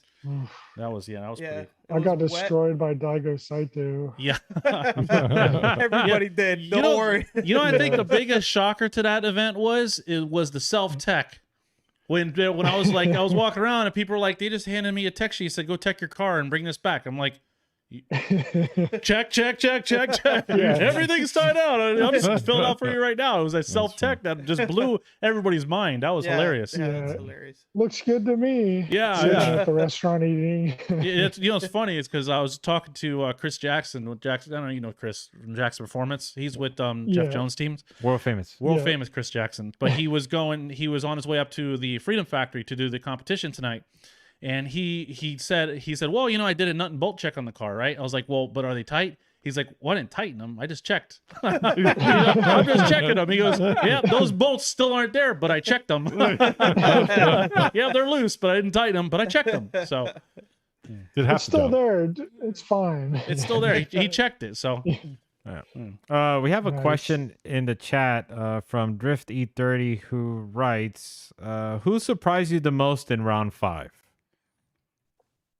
Surprised Noah, I me think. the most. That's a good question. round 5 though. For the judges, Oh, not you, whole. Paul. Oh, sorry, buddy. I would say it's kind of a tie between probably Kelsey and Randy Noah for round 5. Randy always does amazing qualifying laps, but I haven't seen him put it together in tandem. And I thought he did a really good job in the tandem competition this time. And it was really cool to see him not make the mistakes that he normally does in the tandem competition. I thought that was really cool. And then also with Kelsey, I really thought she did a better job this time figuring out the line and stuff that we were looking for in qualifying. And then I thought she looked really good in tandem. She had, issues with Dirk, but top 64, top 32, like I thought she really improved from, we saw her at round 3 or something like that. I thought there was a lot of improvement there. Yeah. I'm trying to think of some other notable I think drivers. Keone Rodriguez, he held it together a little bit better this time. I think the S13 Keone- suit, yeah. That's a really good one. Yep. I wasn't thinking about him. He definitely, I didn't know this. I don't know if y'all know it, but he replaced the engine in his car and supposedly he's making like 1,000 wheel horsepower or something. really? It looks Wow. like it's making Yeah. that power. Yeah, which it made sense after. I was like, oh man, but he was throwing down for sure. And he was right there in the end, like could have gone either way for making it into top 4. I think he got taken out by Adam, Yeah. which they had kind of a controversial run too, where they both zeroed, which was weird, but he definitely got better. It's kind of weird because he was in his good car and was doing good, and then he drove different cars for round 3 and 4. Yeah. So of course he looks better in his car round 5, Right. but he's definitely a good driver. I have a theory. I have a theory as to why he didn't do as good in the other vehicles, and that is because those other vehicles, there's really not a good place for you to plant the flag on the car compared to the S13. Yeah. So perhaps that's why he didn't do as Yeah, good. that was a spirit of the flag. I Just thought, like I that thought you were going presence. to go with the the- Jay-Z argument there. No, that's an easy cop out. All right. But It was the either- arrow drag from the flag Yeah. was able to. But I I don't could, know. yeah, that car definitely looked like it had more power. And plus, I noticed I was riding a little bit higher. So I'm guessing because, with more power, he's trying to get more weight transfer. So the Yeah. car definitely looked like it was really hooked up this past weekend or last weekend. You know what? Speaking of cop outs, Oh boy. I got a question for you. Okay, is this a cop out or is it not a cop out? And it's a multifaceted question, right? Because Oh, you're gonna bring that up? yes, I want to bring that up. I think So, you were 'cause explaining it 'cause we wrong go- in the. I was listening to the interviews. I think you were explaining it wrong. Well, I just quoted it exactly what it was quoted. You made it sound like Mike was saying that. no, it he's takes not good- saying it. No, he I actually watched the disagrees Adam. with it. I watched the Adam interview, and it was like he made it sound like Mike was saying that. Just ask him the Okay, question so for crying anyways, out loud. so let me lay down the groundwork. Okay, let me set the context. gonna So take a while. when did you watch the Magic Mike interview that we did? I watched most of it. Yeah. Okay. So he brought up something that he says should be said less or shouldn't be said at all, basically, is that it takes a good lead to have a good chase. Or a good lead makes for a good chase. Something along those lines. I can't say word for word. What's your take on that phrase? So it's complicated. Yeah. It is a loaded question, right? I don't think that it necessarily takes a good lead for a good chase. Like there's some drivers that can adapt to whatever the lead car does and they'll have a good chase regardless. But that said, if the lead car does everything they're supposed to do correctly and they can do it consistently, the follow car, I feel, can really dial it in. Because if they know that you're going to go to the zones, they can go 110% and they know that your car is going to be there. Whereas if you have a really sloppy lead lap, they might be really good and might be able to follow your line decently, but I don't think that they can be as aggressive because they're kind of guessing, and they can watch, when you're driving and you're following someone, you can guess what they're going to do by what their car does and how it moves. But I don't think you can be as dialed as when, they're on a perfect lead line, if that makes sense. Right. And it Yeah. comes down to definitions, like what defines a bad lead run, right? Is a bad lead run him dropping tires around every corner and cutting the lines and way off the line? Or is it just like 3 feet off or 2 feet off the clips, right? It's not necessarily a bad lead run, but I think case in point was the Ethan Hodges versus Trenton. Yeah. Right. We saw Ethan Hodges, he didn't put down a really good lead run. Trenton he made his own mistakes, but his lack of Ethan Hodges' lack of a quality lead run did produce a pretty shoddy chase run. Right. But, and if Trenton was a little, I don't know, some drivers might have been able to follow that, but that'd be a really hard lead lap to have an amazing follow on. Basically, that follow lap is like trying to not get a 0. Right. To me, because it's not, sometimes you can, but it's really difficult to be in someone's door when they're just driving wherever they want, sort of. So, right. But somebody that can follow that man, those drivers that can follow something like that and put down a solid chase run, Alec Hunnedale, right, being case in point, and many other drivers that were there, not just like him. Adam LZ, Adam LZ, he follows right? people real well on bad lines. So they could follow the trash that's being thrown at them and still put themselves in a position to attack and dominate from the lead. I'm sorry, from the chase position. So yeah, it's an interest. I think Noel did a good job of saying a good lead run gives opportunity for a solid chase run, and I think that's accurate. And it does, and it looks better. Like if the lead car has a good lap and the follow car is on them, it looks really good. I feel when the lead car is a sloppy lead lap, the follow is going to be somewhat sloppy because they're trying to adjust also. And then overall, it looks sloppy just in general. It's not. Yeah. Most of the laps where the lead car has a bad line or makes a lot of mistakes, like it's not a run that you look back on and you're like, man, that was sick. Like it was amazing. Right. Because it's like, oh, that dude's like messing up and everywhere. And this dude's following him okay, but it's in general, it's not that great. Mm-hmm. Whereas when somebody has a great lead lap and the follow car is just on them, it looks really great. Like it's, I don't know, like Mike Pollard leading Alec, like those laps, are amazing. That's a great lead, great follow, and then vice versa too. But it's like they are throwing down, like both of them are doing a good job in both positions, and it looks great. And those are the ones you look back on. Right. You just reminded me of something about Brendan Wicknick, the king of one more time. Oh my gosh, he is. How do you deal with that? Man, that was tough. I thought it was never going to end. Yeah, every time he goes out. Those nail biters. Yeah. All of those one more times with Pollard. Those dudes are just throwing down. Like it was crazy. Yeah. I can't believe they didn't just hit each other. I kept thinking it was going to happen, and they were bumping, but it didn't. I think Brandon just needed a little bit more car for those.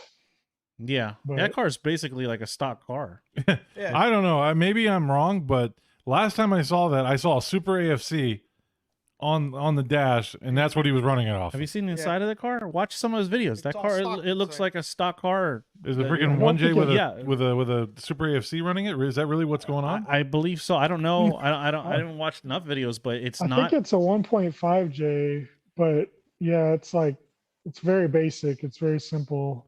I don't think that car is caged. No, it's not. Yeah.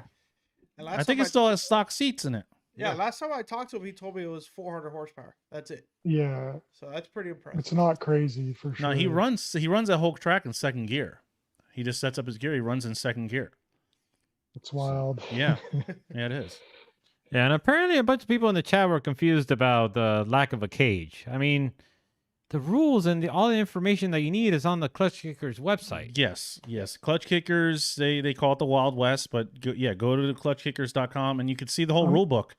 Yep. That's what makes Klutch Kickers what it is, because these guys can come out there and they can throw down against Alec Honadale or Adam LZ and Taylor Hole or even Taylor Ray and Ben Julian and Brandon McDowell. There's so many amazing drivers. We unfortunately we didn't have Kevin Lawrence this time. Yeah, That's right. Yeah, so we missed him. Definitely. Brandon McDowell, man, with those entries, like if you could just, the freaking entries are insane. Yeah. Ben Hobson. Ben Hobson, right? Yeah, man, that's Ben But Hobson. case in point is that's what makes Klutch Kickers the anomaly that it is. That these guys can come out there. When Ben and- Hobson had the Joker livery, the Oh, first yeah. season, he was nuts. Yeah. yeah, Like he was like killing it. that was a The nice Flames. The Flames. I remember the Flames. Yeah. Oh yeah. I was like, some people would like The to watch the world backfires. burn. Mhm. What was that, Will? Sorry. The backfires Yeah. from Ben Yep, Hobson. But it's pretty much like you have a car, you want to drive with these guys. Can Run you what you brung. qualify? Just Right. come and do it. You know, Run Tra- what you brung. There's no Yeah. limits on tires. There's no limits on suspension. It's run what you brung. It's the Wild West, if you want to call it that. But Yep. we love it, and it has produced some of the, like you said. Look, you have Brandon Whitnick, right? He doesn't have that much power, and he's easily a number one contender, right? How many times he Yeah. pushed Taylor Ray? How many one more times did he do last time? Yeah. It was like a three Yeah. one more time battle. I mean, it was nuts. Right, and he could have very well taken out Mike Pollard, and Mike Pollard is definitely twice the horsepower that he has. Easily. Hey, the judges gave Brandon what he wanted. Remember, he stepped out of the car and he was like, one more time. Oh, that's right. Oh, yeah. So the I judges think- are there to satisfy the driver's needs, and Yeah, they gave him the Yeah. one more time that they asked for. I heard there's some We fruit did it- roll-ups we gave it passing to the way him around. twice. Oh, you gave it to him twice? Yeah. I heard fruit roll-ups go a long way in the judges' tower. That's Yeah. what, I got an inside definitely. scoop from one of the other judges Snacks. mentioned it. Snacks, yeah. Yeah. Not the dirt kind, please. I mean, every time. I Yeah. mean, how was the splash zone this time around? Not as bad as last time. Yeah. They dug such a big groove that the dirt sort of went up instead of going straight into the tower. So Okay. we only got hit a few times this time in qualifying and in tandem. Mm-hmm. But Did it they get wasn't points nearly deducted as if they hit bad. you? Or is it bonuses? It's not good. It's not good. Let me ask you to reflect on the season, the year. What are you grateful for season 2? I'm just grateful that they invited me out again. It was a fun time, and I just like being there. And I don't know, that the atmosphere is just really cool. And I've liked the progression from last year to this year quite a bit. I feel a lot of things went smoother that didn't go smoothly last year. And like with you guys there and everything, I enjoyed it. I really just glad they invited me out. Yeah, we feel the same. It's been Yeah. Absolutely. awesome. Yeah, we You really do guys feel. being at the party was great. So Yeah, that is. And I didn't fall asleep this time, so that was yeah.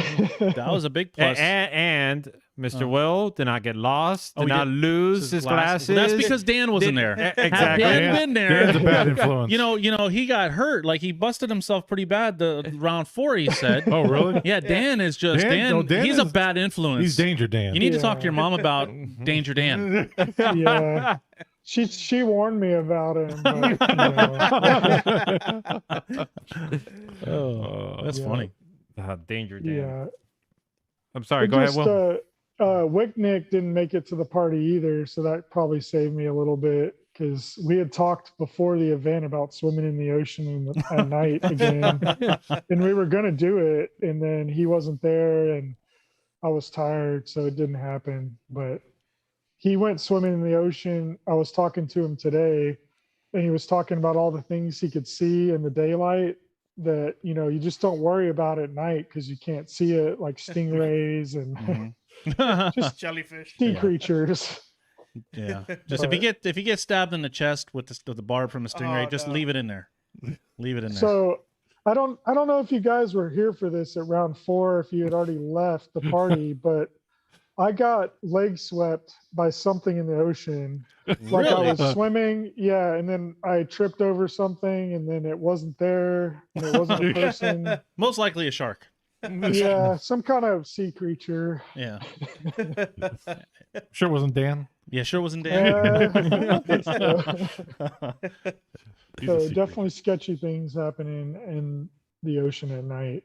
But Yeah, I'm not a big fan of swimming in the ocean at night. That's for sure. Really? No, not at night. Yeah. No. I There's I too don't much know, stuff there's- out there, I'm with there's you. something special about it. especially scary. Yeah. So, but yeah, we were definitely honored, and we look forward and hopeful that we'll be there next season for the Klutch Kickers season 3. So that'd be exciting to be there and hang out with everybody again. And it's just, it really is an honor to be able to be out there and do what we do, even though, you know, some people may like us, some people may not like us, right? Yeah, whatever. Get some Yeah. interesting comments, you know, get emaciated and some other things, but you know, I think that's something that us and the judges can relate on. yeah, it is. Yeah, You gotta take it with a grain definitely. of salt. Hey, listen, we're all here because we love the sport, and we're doing the best job that we can, and we're growing and we're improving. You know, some people are just not gonna like. You know, I have, you know, and I get it, because I can't tell you for the longest time I couldn't stand Jared DeAnda.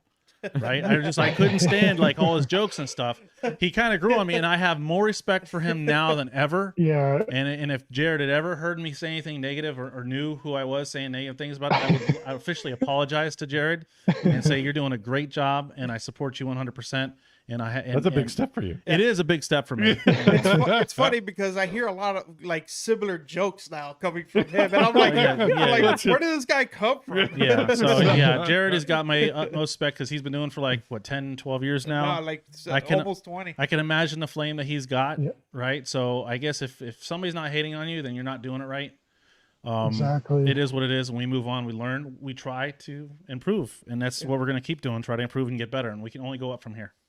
Yep, for sure. It's a tough job, and people always talk trash. And me too, about judging too. I mean, we get DMs from people, but at the end of the day, we just do our best and watch the runs and try to make the fairest call we can. And it's, you know, qualifying, people are upset, tandem always. So I think the worst one was round Right. 1, where we When had Dan got the death threats. when Dan was Yeah. getting Oh death my threats. gosh, I That forgot was a about bad that. one. I mean, I thought we had witness protection, because that man was getting death threats, but he came on the show and he did a great breakdown. Yeah. And Yeah. Dan is he's a great talker, and he's very good at explaining things. He's very entertaining to watch as well. So Hey, he survived. But I want to mention that he like didn't sit idle. Like he would actually go on the comments and would be replying to every one of the Oh, he comments. was? Yeah, I kid you not. People are like, "Oh, the judges suck," and then Dad's like, "I'm here. What do you want to say?" And he's like, "Well, you did a bad job." It's like, "All right, well, I want to see you try to do the same." And it went back and forth. I'm just like, "Man, this guy's an animal." Jeez. And he's watching everything like at the same time. Like, what a multitasker. I can't do it. No, Same. yeah, we miss Dan. Hopefully he'll be back next. We miss his personality and what he brings to the event as well. And I think a lot of drivers Yeah. enjoy Making his pants tight. Yeah. Yeah, making his pants tight. Yeah. Yeah. I was real bummed he wasn't at round 5, but I was happy that Pat was there too. I enjoy Pat. So Yeah. Absolutely. He's no slouch. no. No stranger. No strange. But I did miss Dan. I did miss the danger party on Sunday night. Oh boy. Oh, yeah. I did want to ask you before we let you go. Can drivers still reach out to you, even though the season has ended?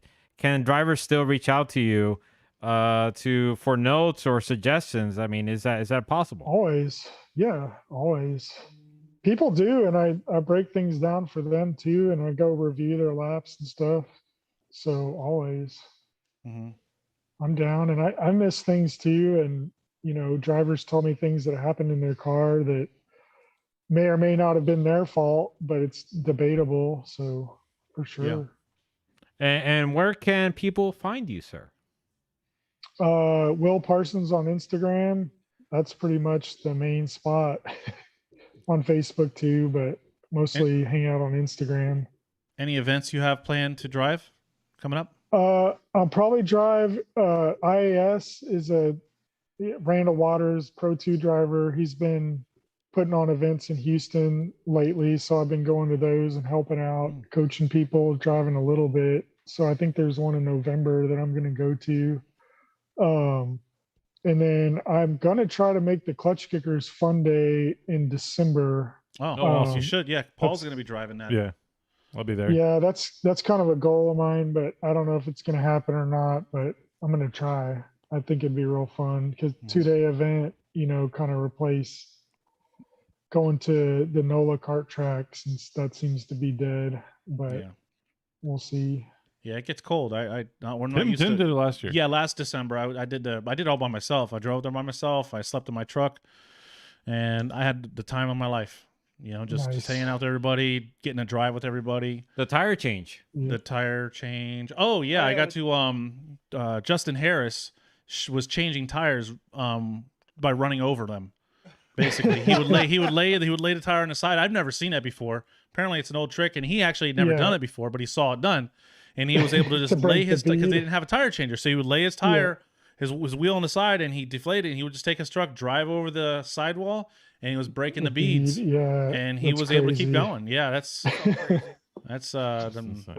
good. Being I used to use the Harbor Freight manual tire mounter. It's like for 15s. Me and Dwayne actually, we did 17s and 18s on them, which was horrible. We did it. No, we've done it. When we used to run drift sessions, when we were event organizer, as drift sessions as an event organizer, I bought one of those, and I had a little like a 3x4 trailer, and I basically would just set it up, and I would let everybody use it. And 18-inch, 17-inch. We called it Big Bertha. Yeah, Big Bertha. She took a beating. But it was there. That's all we had at the time. Yeah, we kept on. Yeah, that was like the tire changer we had for the first couple events, and then we actually saved up and actually got a real tire changer. Yeah, I purchased a real tire changer. A real Hialeah version. A Hialeah version, yeah. The Hialeah version of a tire changer. And we gotta explain Hialeah. Yeah, nobody knows Hialeah except for people. Yeah, Hialeah is different. You can get everything. It's almost like China. Right? Because China manufactures Apple iPads and stuff. Well, that's you can get anything in Hialeah. Hialeah Doral, the same. Yeah, anything you'd be surprised. Yeah. FYI, Zach will have a tire changer this year. That's what he writes in the chat. Nice. Okay, Perfect. good deal. Nice. I was just thinking, I'm not gonna have to get a bunch of wheels, but awesome. I don't need a bunch of wheels. Good deal. Well, Cool. Okay. Well, I just want to thank everybody for tuning in. I hope all the clarifications were made. I hope nobody feels different about it or any. I mean, this was your chance. This is your opportunity to talk to one of the main judges of the Klutch Kickers $100,000 Drift Series, and that's it. That's the end of the year. No more. We're gonna put that into history books. We're gonna open up a new chapter next year. Start fresh. Hopefully with the same individuals, maybe, maybe not. Who knows what can happen? I don't want to go ahead and speculate. Right. But with that said, I want to thank everybody. I want to make an announcement. Oh, go ahead. Sorry, go ahead. I just want to remind everybody, U.S. Drift Circuit at PBIR. This could potentially be the last drift event at PBR, Palm Beach International Raceway. That's in West Palm. And they run a full track. So if you've never been, this is a world-class track.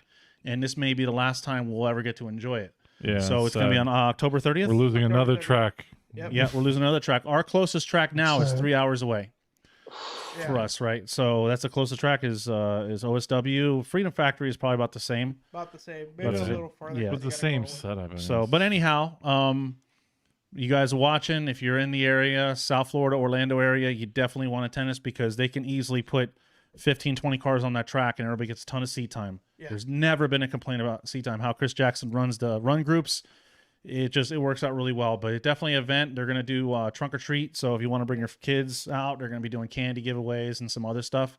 And we're seeing Bill Stinger. I don't know if you know who Bill Stinger is, Will, but he's one of the local favorites. He's actually coming out to drift again. Yeah, he hasn't been out in a while. Nice. So definitely, it's going to be a good time. So guys, marketing your calendars 2 weeks from now. Yeah, it's great. Yeah. It's a blast. If you want to go fast. Yeah, 120, 130 mile entries, easy. Yeah.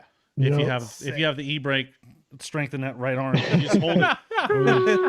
Maybe you can check your time. You can put a hot pocket in a little microwave if you want to still be holding the e-brake. Just wait for it. Yeah. All right. Where was I? So yeah, so thank you everybody for tuning in. Thank you everybody, not only for tuning into our show, but also for tuning into the Klutch Kickers live stream. We had a great year, phenomenal. It was Phenomenal. exciting from beginning to end, and we can't wait for what's in store for the following year. And I just want to mention there's going to be a lot of footage coming out, not only from us, but also from other individuals. So be sure to check that out on all the social media platforms, in particular Instagram and YouTube. And most importantly, I want to highlight the after movie that Klutch Kickers is going to release. I don't know when. They haven't told me anything, but set your calendars. It might happen. Subscribe to the Klutch Kickers YouTube channel. And once it pops up, you definitely do not want to miss it. And with that said, thank you for tuning in for the show, and we'll be back in 2 weeks. We hope you enjoyed, and have a good night. Good night. Good night.